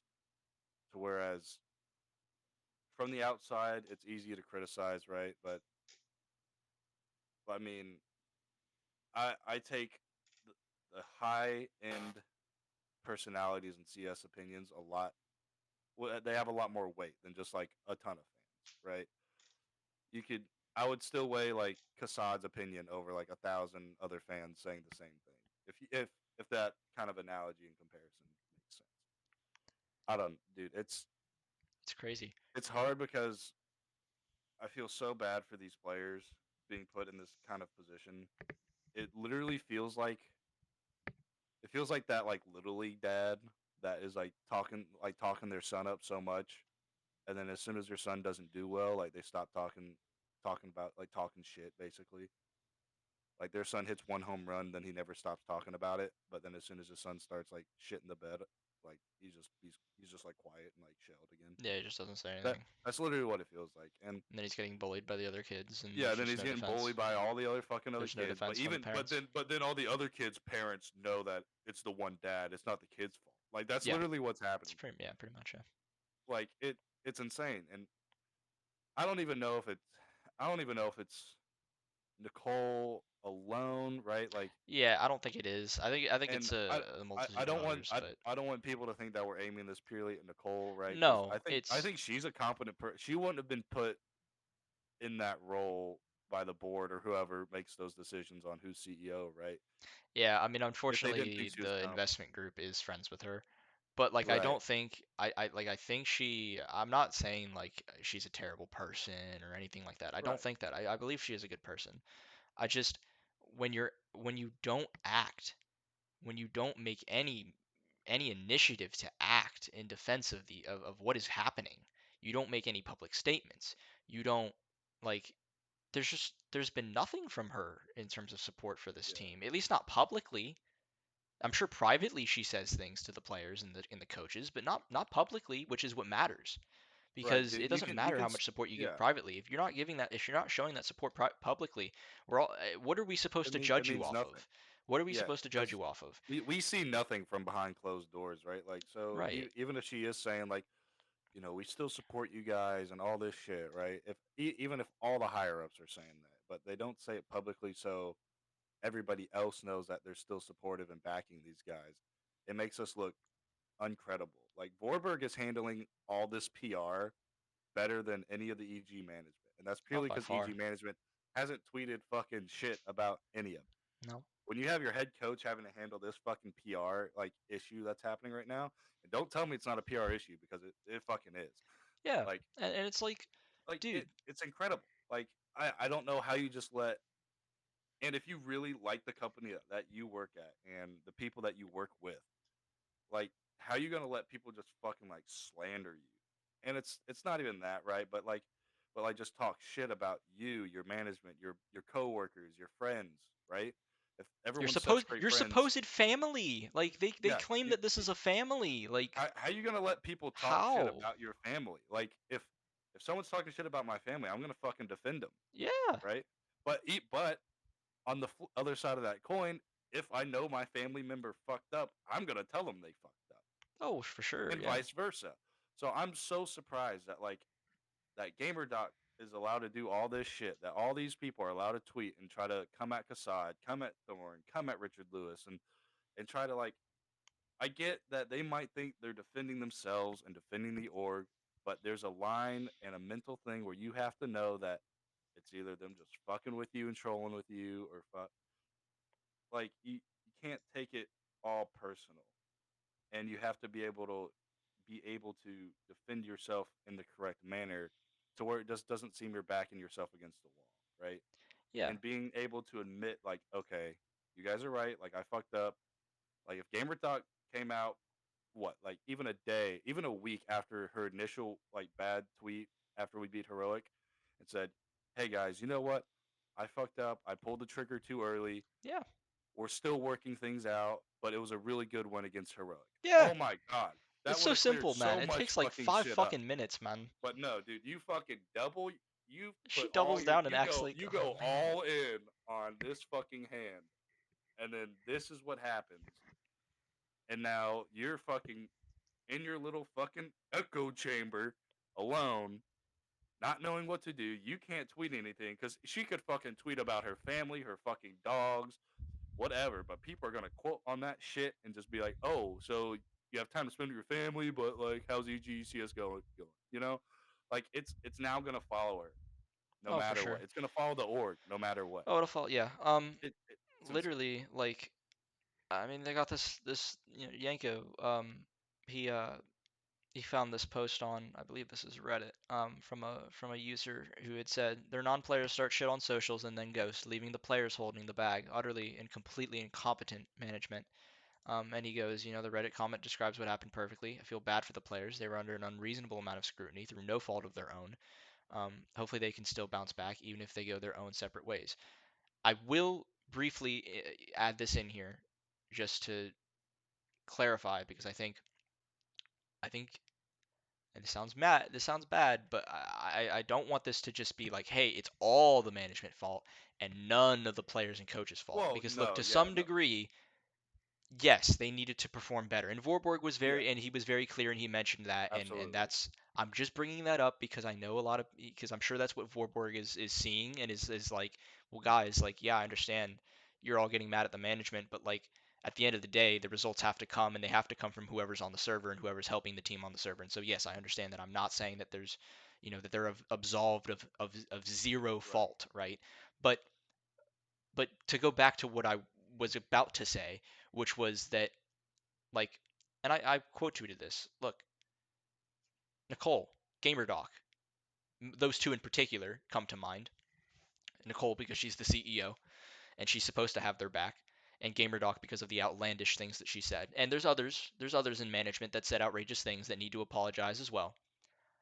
I want you people to look these players in the fucking eyes and apologize to them if you have any amount of self-respect left, because you are the ones that failed this team. You are the ones who did this. You put these players in one of the most, I am not joking, one of the most unbelievable situations I have ever seen in a qualifier for a North American qualifier for a major. It has never had this much attention. I mean, never, ever in the entirety that I have been watching Counter Strike. This was Totally. in an unreal, unprecedented amount of pressure being put on these players.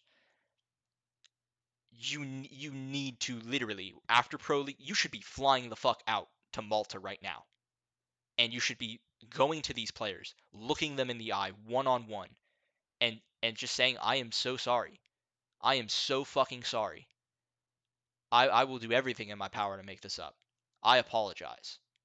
And truly fucking mean it. From the bottom of your heart. Because they fucking deserve it.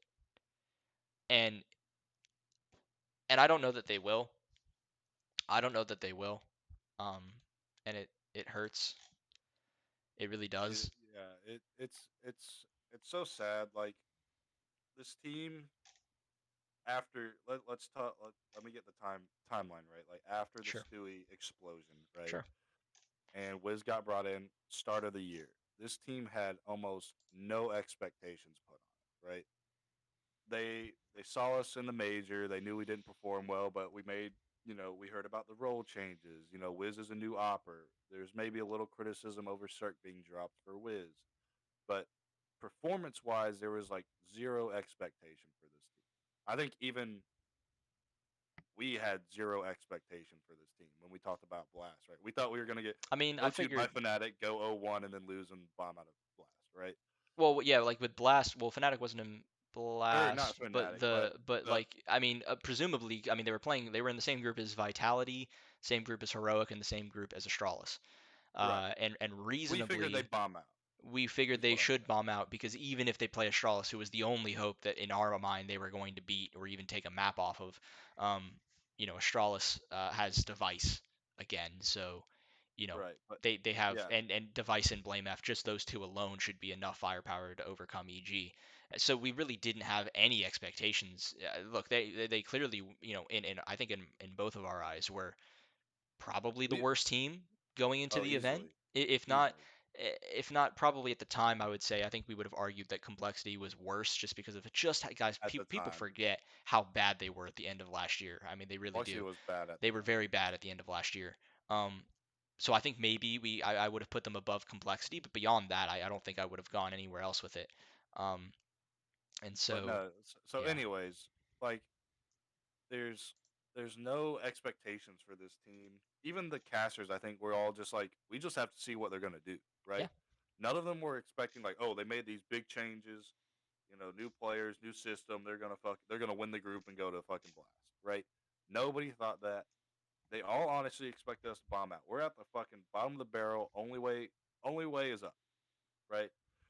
We win one game, and granted, we probably we were obviously excited about it in that podcast after. I think everybody was, yeah. but even though we beat Heroic, we still predicted we'd lose to Heroic in Oh the yeah. rematch. We were like, oh yeah, we lose 0-2. We knew we were going to lose against Vitality because of Xylu. We even called that we were going to lose to Fnatic in the following fucking what was it It was the play-in stage of the Katowice. playing stage of Katowice, right? Like there were so minimal expectations on this team that any win, any progression was positive. But now, because of what management has said on Twitter, what the pressure that they've now put on these players after one fucking win, and claiming this whole system is now the fucking god system that every org needs to go to, the pipeline worked, we're fucking best team in the world. Now expectations are so much higher. So now every loss, no matter what, is going to be scrutinized, criticized, looked at by everybody in the fucking scene and laughed at when we do not come out on top. We lose to fucking Illuminar, Yanko fucking tweeting it, Kassad fucking tweeting it. No, but those tweets never come out. Yeah, people probably see it, but they're not gonna make a big deal, right? They're gonna be like, oh yeah, well they didn't look too hot in groups of like Blast or at like Katowice. No surprise. But now they're making fun of us for these losses, and people were I think everybody. I think what was it? Talking Counter, or either that or HLTV confirmed coming into the year. I think they were talking about EG and even said like they don't even want to talk about it. Like we're just not good. Like why even like bring it up? Like nobody cared about us, but I'd rather nobody care about us than people care about us in such a negative way. And dude, again, I just feel so bad for these guys because they were given the world. They had so much room to improve. You can't even say that we're progressing, right? Even the little things that Oh we no, do it's right. horrible. If you even tweet like, "Oh, well, we did do well in this series, we just didn't close the door." Now they're just gonna fucking make fun of you, right? Like, even if we win a map off of fucking Cloud9 and lose 1-2, we can't make a fucking tweet about thinking we performed well because they're just gonna be like, "Oh, well, you're not gonna be in the fucking major, you fucking idiots." Like there's so much pressure on these guys for absolutely no reason. The only Yeah, one that would ever feel pressure would maybe be like Audie and Breeze because they've been there, right? They've been to these events, they've been in these qualifiers, but even then, like it's just so much unnecessary pressure to put on this team, yeah, yeah. And I and mean, it's nobody else's fault but management, right? And again, I am with you. It's not all management, right? These yeah, I guys mean, are the look, ones. they got to perform. These guys are the ones putting in the work. They're putting in the hours. They're in the server. They're the ones with their hands on the mouse and keyboard. But it's so hard to perform with so much pressure on you for something that to any other big org they don't even fucking blink an eye at. I Yeah, mean, other orgs were playing in the fucking qualifier that you wouldn't think should be, and no one's fucking caring because they're like, oh, they're just gonna blow through. But everybody in the world wants to watch EG's fucking matches because they're like, like they might not go through now. Like we really fucking care about this team losing yeah, and for no reason. Like it's it's silly. yeah, You know how many people like I'm pretty sure our RMR match against TeamOne or Mythic had more viewership than like the CCT final in maybe, like Europe. maybe. I bet you it was close. When you have Kassad and Richard, who are both EU, who would rather stream EG playing fucking who was it? Who did we play when they were streaming it? It was They'd rather well, we stream played us Mythic, playing and then we played Mythic TeamOne. and Team 1 when they care more about that than the European CCT finals. Like, dude, that's you know something's up at that point. And if you, dude, it's ridiculous. I don't. It's sad. Yeah, It's I sad. mean, look, I'll listen in support of what Warburg is saying. I will say, I mean, if you're gonna, I mean, if you look, if you're just gonna look at this objectively, like players got to play better, teams got to play better. Results like this are unacceptable. You can't be losing to tier 2 teams. You can't. You can't lose to tier 2 NA teams. You can't lose to pug teams. It's just you can't. You cannot do it. You cannot do it. And they did that. Like, yes, it is their fault. Like it is. Players needed to play better. The team needed to be better. End of story. Like, look, last year I was able to um, defend the team in the sense of I felt like they improved pretty much every event they went to. I think everyone would I point think out they did. the showdown, but I personally thought that the context of the situation, online event, Fluxo is actually a really fucking good team that ended up winning the whole fucking thing. Not to mention they had an incredible performance from Lukowski at the time. Who look, even with Lukowski going God mode, they still should have won the series 2-0, and it didn't happen. Like there was a lot of context to that. but yes, it was a disappointment. It was probably the only time where they looked like they got worse. Whereas with this, it seems like they hit a fucking massive. I don't even know if I can even call it a peak because, but they hit a high, right? And then they have just kind of digressed into terrible performance after terrible performance. And every time you think it can't get lower, it gets lower. And there is no excuse for that. The players need to do better than that. The team needs to do better than that. You know, I can't. I've said this so many times. I can't rely on a single player on this fucking team to consistently give me kills. It feels like you're just fucking running the roulette every single time that you watch this team play. You don't know if it's going to be Breeze at the top of the scoreboard or Hexed or Automatic or you just don't fucking know. Like you'll have a game where Automatic is just horrible. You'll have a game where Breezy either is going to drop you fucking 30 kills or he's going to drop you 5 at any given game. You just don't know which one. You have no fucking Yeah, clue. yeah. I just Um, want to. I want to point out really fast that um, during this entire qualifier, one, like Nealon was our top player yes. in any context against what I would call the higher level competition that was in that qualifier. Like when we played against who fucking Rain, we handled business. Hex did well, Breeze did well. Yeah. When we played Vendetta, we handled business. Tim did well, Breeze did well. As soon as we hit MIBR, who I think people forget, I would consider them tier 1, right? They're doing They're yeah, but they're on there's the verge, very right? very yeah. I mean They're on the it's verge, right? But I mean, as soon as we hit like any form of like organizational competition, right? Like it's only Nealon showing up. In the crunch time, like against Ur, only Nealon was showing up. But then we play Mythic, and then we're like, oh well, it's fucking Mythic. We'll just frag out like we normally do, and then they do. Like Tim and Breeze handled business, and they fucking fragged out. But yeah. then, But I oh mean no, we hit Team 1. They're actually like an org. What are we gonna do? it's just Breeze and like you Wiz are when both you negative play.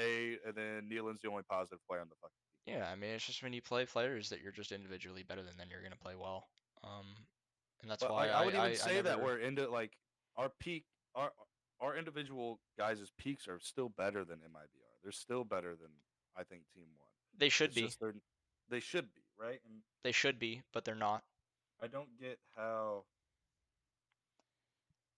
I It's feel like just the way they as a played. top tier name, and like if I'm Automatic and I'm Breeze, right? I mean, Breeze was a top player in the world. Audie's won a major. Breeze, was on the EG roster for this entire time and has performed, was there during the highs and the lows. At what point do you just mentally have to think, I know I'm a really good fucking player. I'm just going to do what I have to do? And like, it seems like when we play anybody that isn't an actual like org, right? That's what they do. But as soon as we hit a team that has somewhat any strategic background or organization or backing, they just forget how to play. Like it just I don't know. I don't know how to fix this team because there's so many things going wrong from top to bottom. From the management at the top to the players in the servers. There's so much going wrong to the point of I debate just like taking this time in EPL to get their shit together and just start like full rebuild. Yeah, I mean, look, I've said I've voiced my own personal opinions on what I think should happen on what I would do. I don't think it's going to happen if I'm being realistic. If I'm being realistic, they are clearly going to stick with the Blueprint project. They will continue to make moves as they see fit. I assume George will be joining the team very soon. I don't know in replace of who, but he will definitely probably be coming into this team by the end of this season. I can imagine. Well, it's a little tough to say. I don't know that there's that's the pro. I don't know that there's really too many other roster moves that you make. I don't know what they go for, Right. but I imagine they stick with the Blueprint project through and through. But in my personal opinion, I'm sick and tired of fucking losing. I don't give a fuck if we if I personally, I think you get rid of EG White. It's a worthless fucking team. Free those players. It also gets a little bit of money off your books. Um, Enough so money get to send the other team to EU. yeah, get EG White off the books. You can keep EG Black. I do think you need to reorganize EG Black where you don't have two supposed in-game leaders. Um, on the same roster if you're going to develop young talent. I don't think Stanislaw, if he's not in game leading, should be on the roster. He should be a coach. If Yeah, he's not straight going to up. be in game leading, I understand he brings a veteran experience, but you can do that from the coaching position. You don't need to be doing that if you're not going to be in game leading. I don't give a shit if you drop 30 frags in ECL. I want you to develop the young players, and if you're not going to be in game leading, then what How the you fuck are gonna you do here that? for? Like I think So like we talked about it last night. Like we have nothing against Axe, but like no, I don't know how much how much can he really do? Like he was never like a guy on a team, right? it's He it's wasn't hard to he gauge but how much like impact if these you coaches have on these EG Black and EG White teams. right, and I know I've talked to Munster and like I know what he does, right? But I mean like Axe is just like a young kid that happens to be the coach of this lineup. You know what I mean? And if I had a choice between Stanislaw, who's been at the top of the world, right, in the number one ranking spot as the in-game leader of a team, over Axe, who I'm not, again, nothing against him, but I just entirely don't know what he does, how much impact he has. I'm probably going with Stan, you know, and yeah, Yeah, so continue, yeah. basically, I mean, I think, look, there's some reorganizing you need to do with that roster. Personally, in my humble opinion, I think that you should bring in Stamina over Walco. I think he has more potential as an in-game leader, and if you want to develop the next young IGL Oh, dude, in bring North Bobby America, I in think this I think bitch. I think Stamina is the next player. I think he's the player that you want, who's going to be fucking committed and is going to want to. He has the individual ability. He's not going to be, listen, I'm not saying he's going to frag out every game, but what I am saying is he can hold his own individually. He's a talented in-game leader. He's done it. He's done great things with multiple different rosters at this point. I think you bring in stamina. Personally, I would like to see Semphis come in and join the coaching squad. Again, whether or not it's Stanislaw, Semphis, I don't give a fuck. But I think Somebody, if I had to pick between one of the two, I'm picking Semphis because I think he has a better work ethic and I think he cares more. I'm just gonna be blunt. Don't give a fuck. Um, yeah, so Stan can't be in a stressful situation more than 3 months. Remember that. yeah, I mean, so I personally, I think you need Semphis. He's a great role model for the young guys, so I don't see why you don't bring him onto the roster. You have the money to do it, so fucking do it. He's got a lot of experience within the scene. He knows what he's talking about, and he's a good role model, and he can put these, really develop these people and be a good role model, figure to them, on top of being a great coach. Um, I think you bring stamina, and Semphis. Momo, you can move him onto the EG Black team. I think that's not a bad idea. And then you start bringing in players from Nouns. You start bringing in players from, I don't know, at this point maybe Year or some of these ECL teams that are doing very well, and you bring those young players in, and that's what you fill your roster out with. The only older player that I would potentially keep is Rush, because I think Rush, If you're his gonna have role, a if he's a you're good gonna role have an model. I think experienced he's guy if you in want one game, it's Rush. you should want one experienced guy in your team, and I think Rush can fill that role perfectly. So I think you can keep Rush, but that's my vision for EG Black, and I think that you take them to ECL events, but what you definitely need to do is you take them to international um, events, or just take them to Europe in general. If the main team's going to Europe, you send them to Europe with them. Just if they have to miss an ECL season, fuck it, they miss an ECL season. I don't Who give a gives a fuck. shit? They can't It's not go to like they can EPL go to anyways. ESL anyway. Yeah, they can't go to ESL Pro League anyway. So you might as well just. What's more important to those players, getting fucking ECL match experience or getting EU experience? I can tell you right now, it's EU experience, and there's no way any of those players will refuse that opportunity. Um, if that's they will sacrifice going to fucking majors if it means they could go to EU and get better. I guarantee you. So that's what you do with EG Black. But the main roster, I personally believe you can keep automatic and one other player. I put out there George as the option. I think George would be the best option. If you want to bring in a young North American player, right? I think you keep automatic in George and you go international with the rest of the roster. Now, presumably, this would be something that you would do during the off season when there's most likely going to be roster changes happening and there's going to be in-game leaders who are very valuable. Big names that are going to be available, right?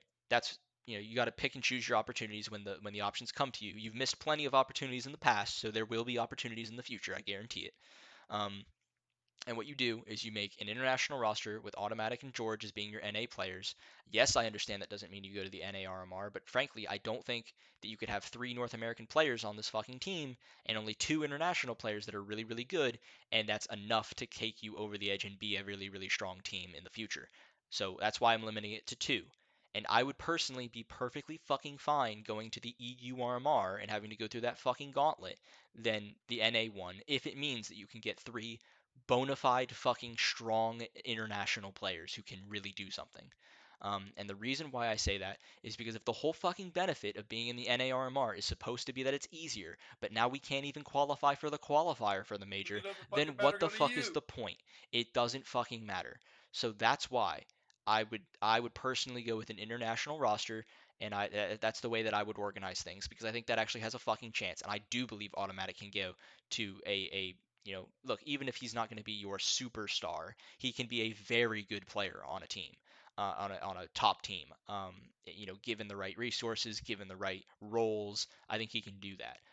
And George is a young guy, and I think he's got a lot of potential. He He's probably deserves a got the shot. most. He probably has the most potential out of any player in North America at the moment, in terms of young rising talent. He is definitely the number one option, I think, on everybody's list.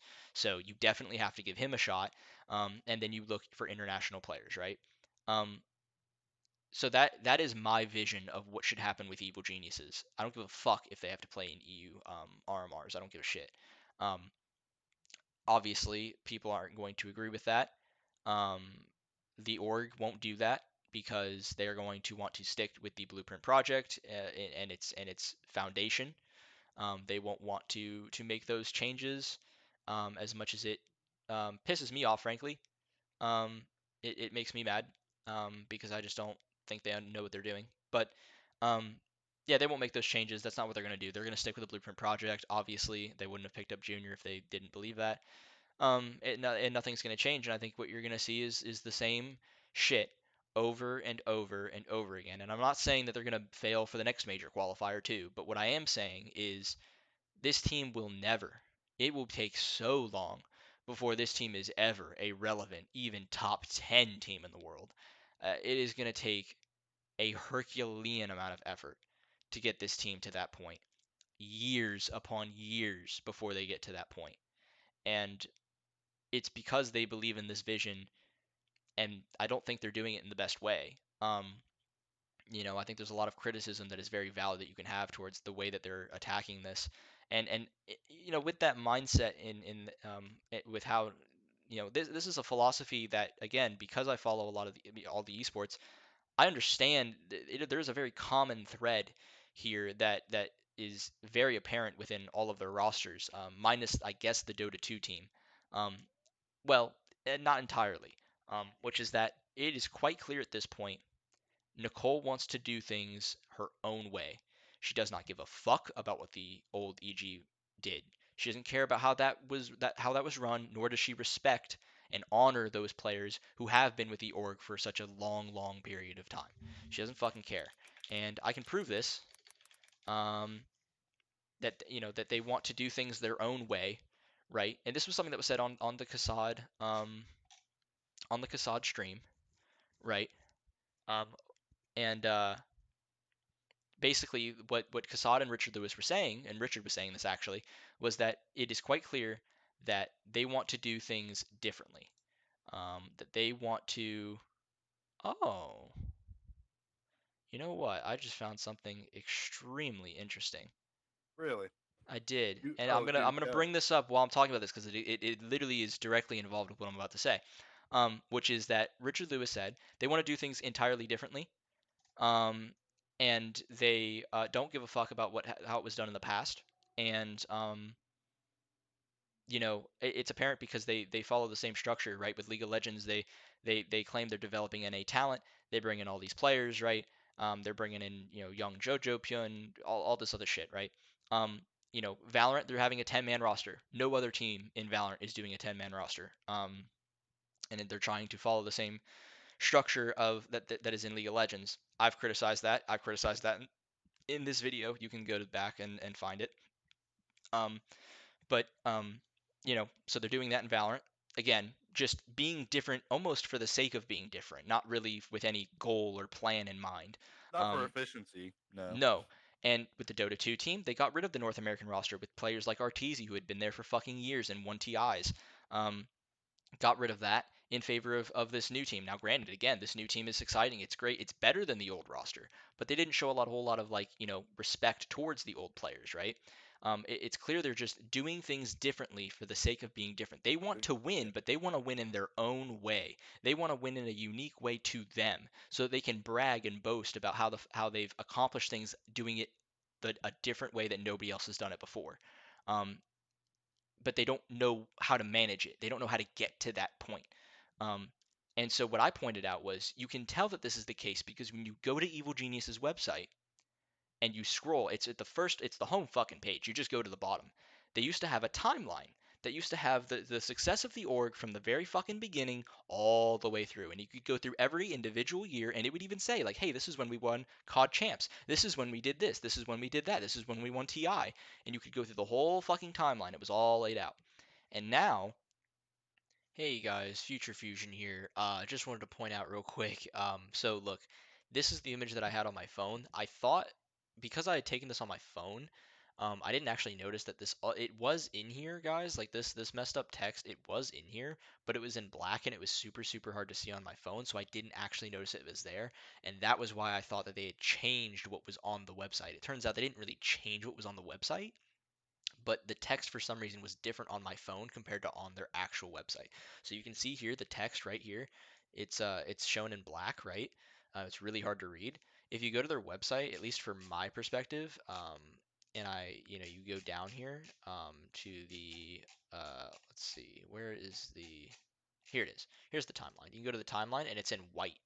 Um, again, still with this fucked up text, right? Still with that fucked up text. But I just wanted to give that disclaimer. So it was there, but it was in black for me. So I couldn't even see that it was there. Obviously, a little bit of a mistake on my part, but a bigger mistake on EG's part. And and for Current, actually on the website itself, this is actually in black, so he still can't see this stuff very well on the website for him. So very strange. But just wanted to point that out as a little bit of a disclaimer before this clip continues. So thanks for watching. All it says is this. It says, "We are disruptors. We challenge the norms of gaming culture."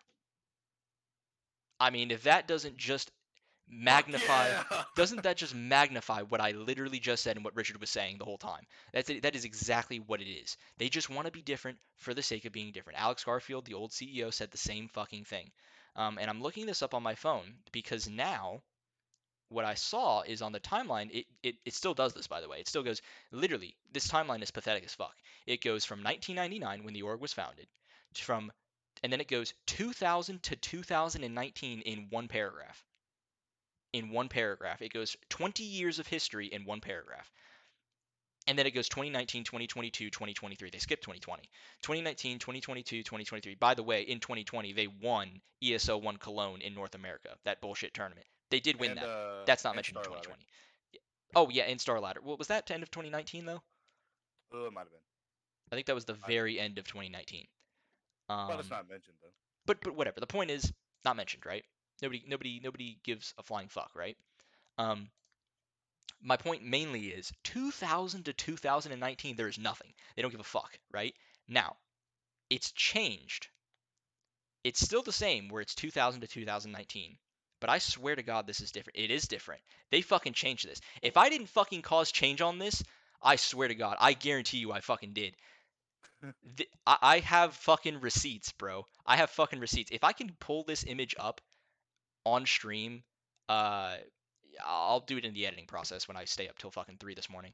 Yeah, throw Um, it in the post.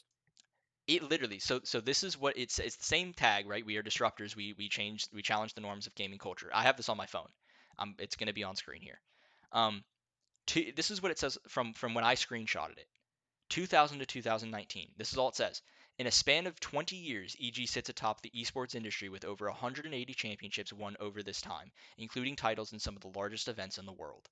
That's it. That's all they have there. 20 years of history. That's it. That's all they have. You don't know if they won TI. You don't know if they won COD champs, how many times they won those events. You have no fucking clue. It's just we've won championships. Congratulations. Now, this is what it says. In a span of 20 years, EG sits atop the esports industry with over 180 championships won over this time, including titles in some of the largest events in the world. Same shit, right? And then it goes IEM for World was that World of Warcraft World Championship 2010. Oh my god, it's even worse, guys. They didn't even finish the editing on this. It No, dude. literally This is says the this. same text inside of the div block. Dude, they haven't even finished editing the website yet, dude. I would almost bet, I'm not kidding, I would almost bet they are going straight off of Wikipedia on this shit. They are going straight off of Wikipedia on this shit. They have no fucking clue.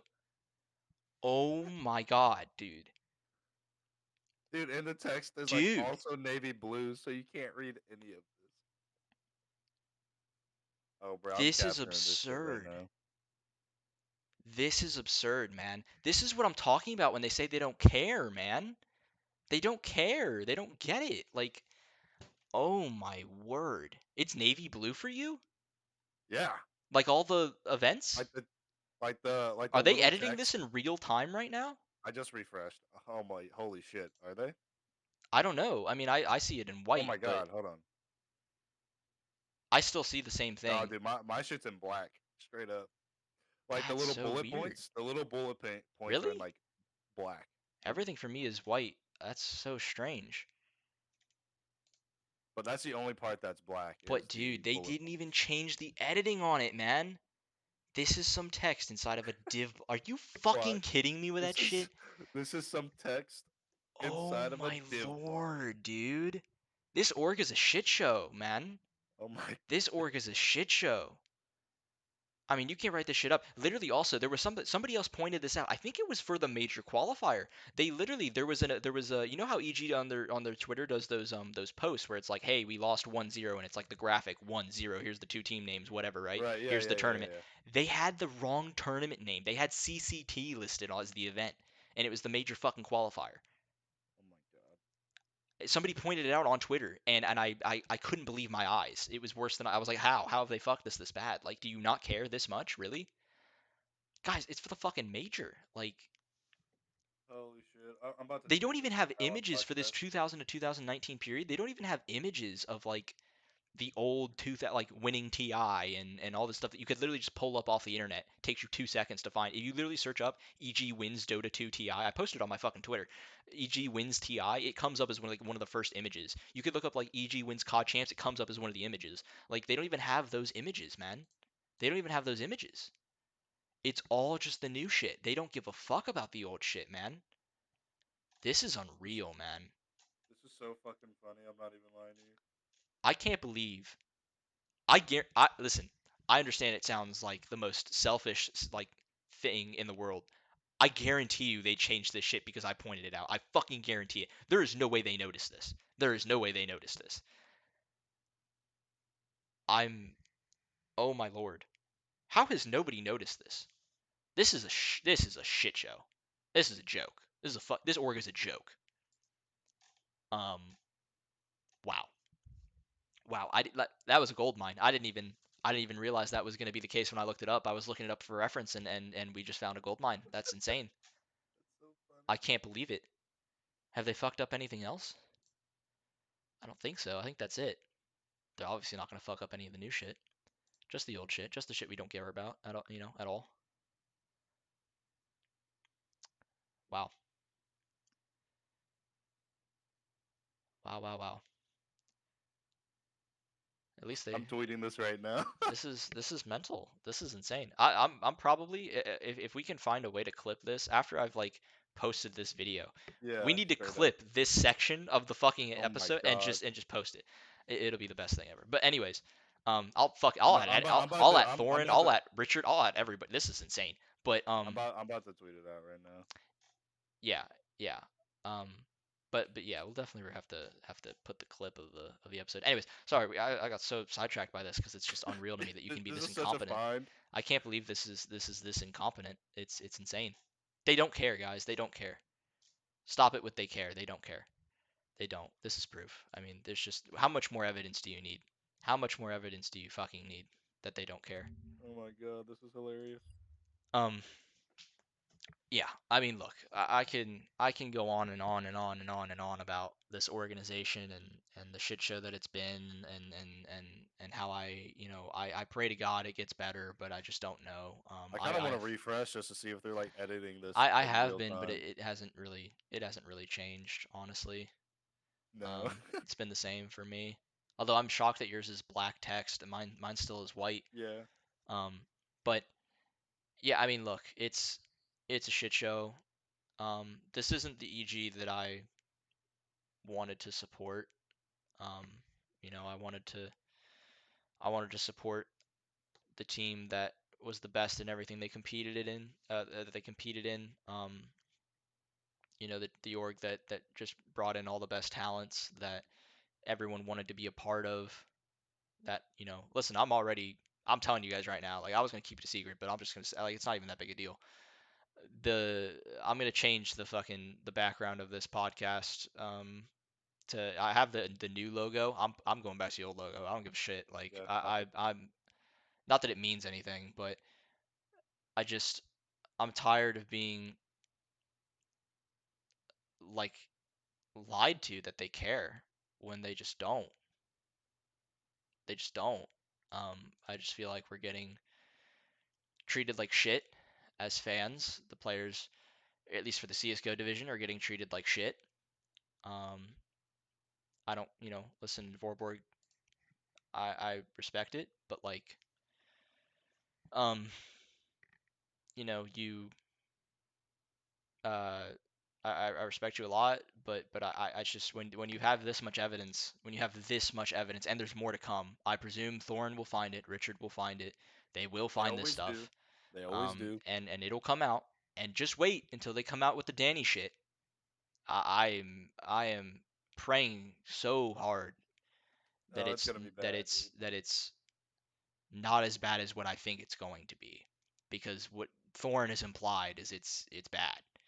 Um, so look, man. Um, Yeah, I don't. I mean, Yeah. dude, actually, now that I think about it, like, I don't want to bring this up or really talk about this at all, really, all that much, but I wonder if Oba was having issues back when he was on this team, and maybe things weren't getting addressed, and maybe he wasn't being tended to properly. Just things that you have to ask at this point with all the shit that's gone on. With how, like, look, if shit was happening and was being mismanaged with Zeus, like, good lord, if it goes back that far, um, Yeah.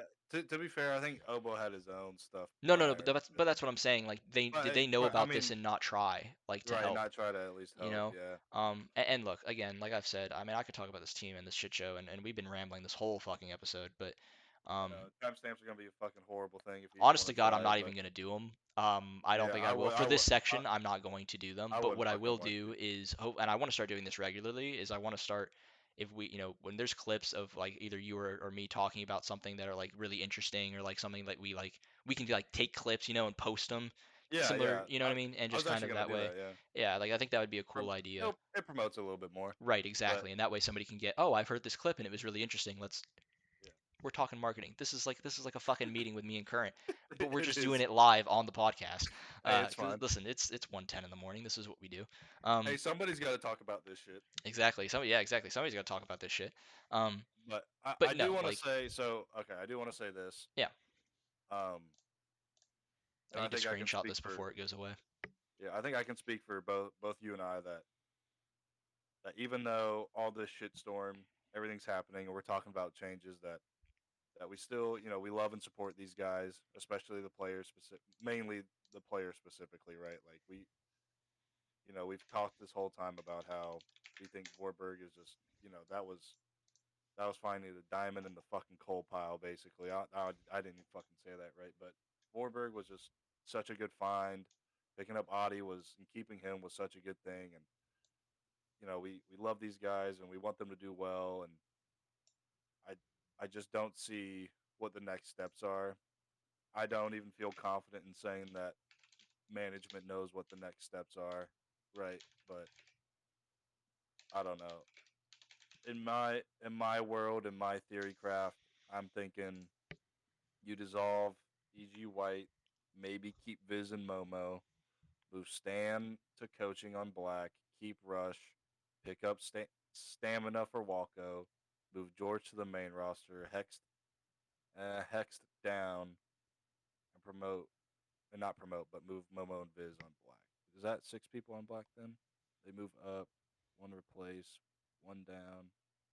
That might be. No, I think that works out. Momo to replace Stan, Viz to replace George, Junior's being signed, stamina in for Walko.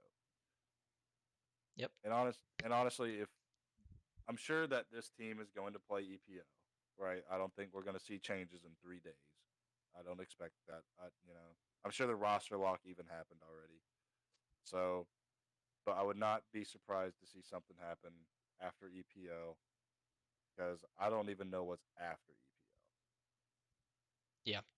It's the showdown, right? Um, Yeah, it is Presumably the for us. showdown, yeah, but Don't they're worry, for not. us, it's the showdown. Yeah, and they won't Oh, qualify considering all the good teams are there. oh, dude. Oh no. What We won't even be in the first qualifier for Dallas. what does that mean? Like open qualifier or like Oh, that's the open. Okay. Surely we get invited to the close just purely off of the fact that maybe who God, knows? I don't even want to talk about it. Yeah, who knows? Um, I won't be shocked if we don't go to any other events the rest of the year, but after Pro League, um, it won't I think shock me at after, all. I think after Pro League I think you we start just planning start for the next trying season. shit. Well, yeah. I mean, we just start trying shit, Start planning for right? next season and We get we to have fucking work early. Don't fucking do that shit where they announce the blueprint project so fucking late, and even we with have like no, yeah, like yeah, on a positive, whatever silver lining we can fucking find. We have nothing to lose at this point. We are morality feels like I keep saying dumpster. it. Yeah, we have nothing to lose, and then we always lose more. But We yes, have nothing else to surely lose this at is this rock bottom, point. guys. Surely, At this point, it's not rock bottom if management finds a fucking shovel because they'll dig it deeper. But probably. from a performance-based standpoint, we have nothing less to lose. We might as well try some shit out, see if it works, see if it doesn't, right? Because Yeah, there's no point in not changing. Because if we would have made the major, you can make the argument of like, oh, we don't want to change now because we have the RMR coming up. Well, we fucking don't. We just have these partnered fucking tournaments and these qualifiers that we might not even win. You might as well try some shit out. I know you're not super hyped on the junior thing, but and I know you're gonna catch me with some flack on this. I would almost try junior instead of Wiz. I think Wiz still probably needs a little bit more time, but at a certain point, if the promotion we need is junior, if because we already know we can talk about getting EU talent, but it's not gonna fucking happen. We're gonna stay in house as much as possible. If we have to promote someone in house as Opper, I'm choosing junior. I'm choosing George to go up, Hex to come down, Neil and stay in IGL. You keep automatic. I don't know about Breeze. Breeze is just a fucking question mark. I don't know, but I'm ready for bed, dude.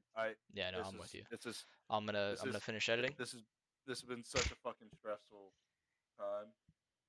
Like I just Yeah, don't even get it. yeah, it's So crazy, but yeah, look, guys, we'll do another episode next week. I'm sure we'll find more things to talk about. There's always something to talk about with this there's fucking always team. something, dude. And look, maybe some of this conversation ends up getting carried over with just the same fucking issues. It's like you're just on repeat. I understand that, but we'll see. I would be shocked if nothing comes out within this week in terms of news. Obviously, content's going to be made from all sorts of people talking about what the Kasad Grand Slam and the whole EG fiasco, right? So there will be things to talk about plenty, for sure. So stick around for that. As always, guys, give us a like, give us a subscribe. Give me a subscribe. Go Follow me on follow, Twitter. go follow both of us on Twitter. Go to our Twitches, fucking follow that shit. Um, for the streams. Current's been doing it a little bit more than me. I want to do them more, but I've been very very very busy. So I will obviously, if I can stream, I will stream. And then yeah, also Current doesn't know about this because this is about the League of Legends portion, but that Live Evil podcast that I mentioned, the League of Legends portion, go check them out. They're going to be in the description too. And yeah, so give follows to everyone. And yeah, thank you guys for always listening and for hearing us out on everything that we say about the team. It means the world to me, and it means the world to me Yes. knowing that people actually do listen. Um, because while I would do this regardless, you know, it definitely, I like having that sense of like discussion that we can have with other people about the team and whatnot. So even if we disagree, just having the conversation I think is important, and I really appreciate that you guys are all, um, doing that. So thank you all, and we'll see you next week.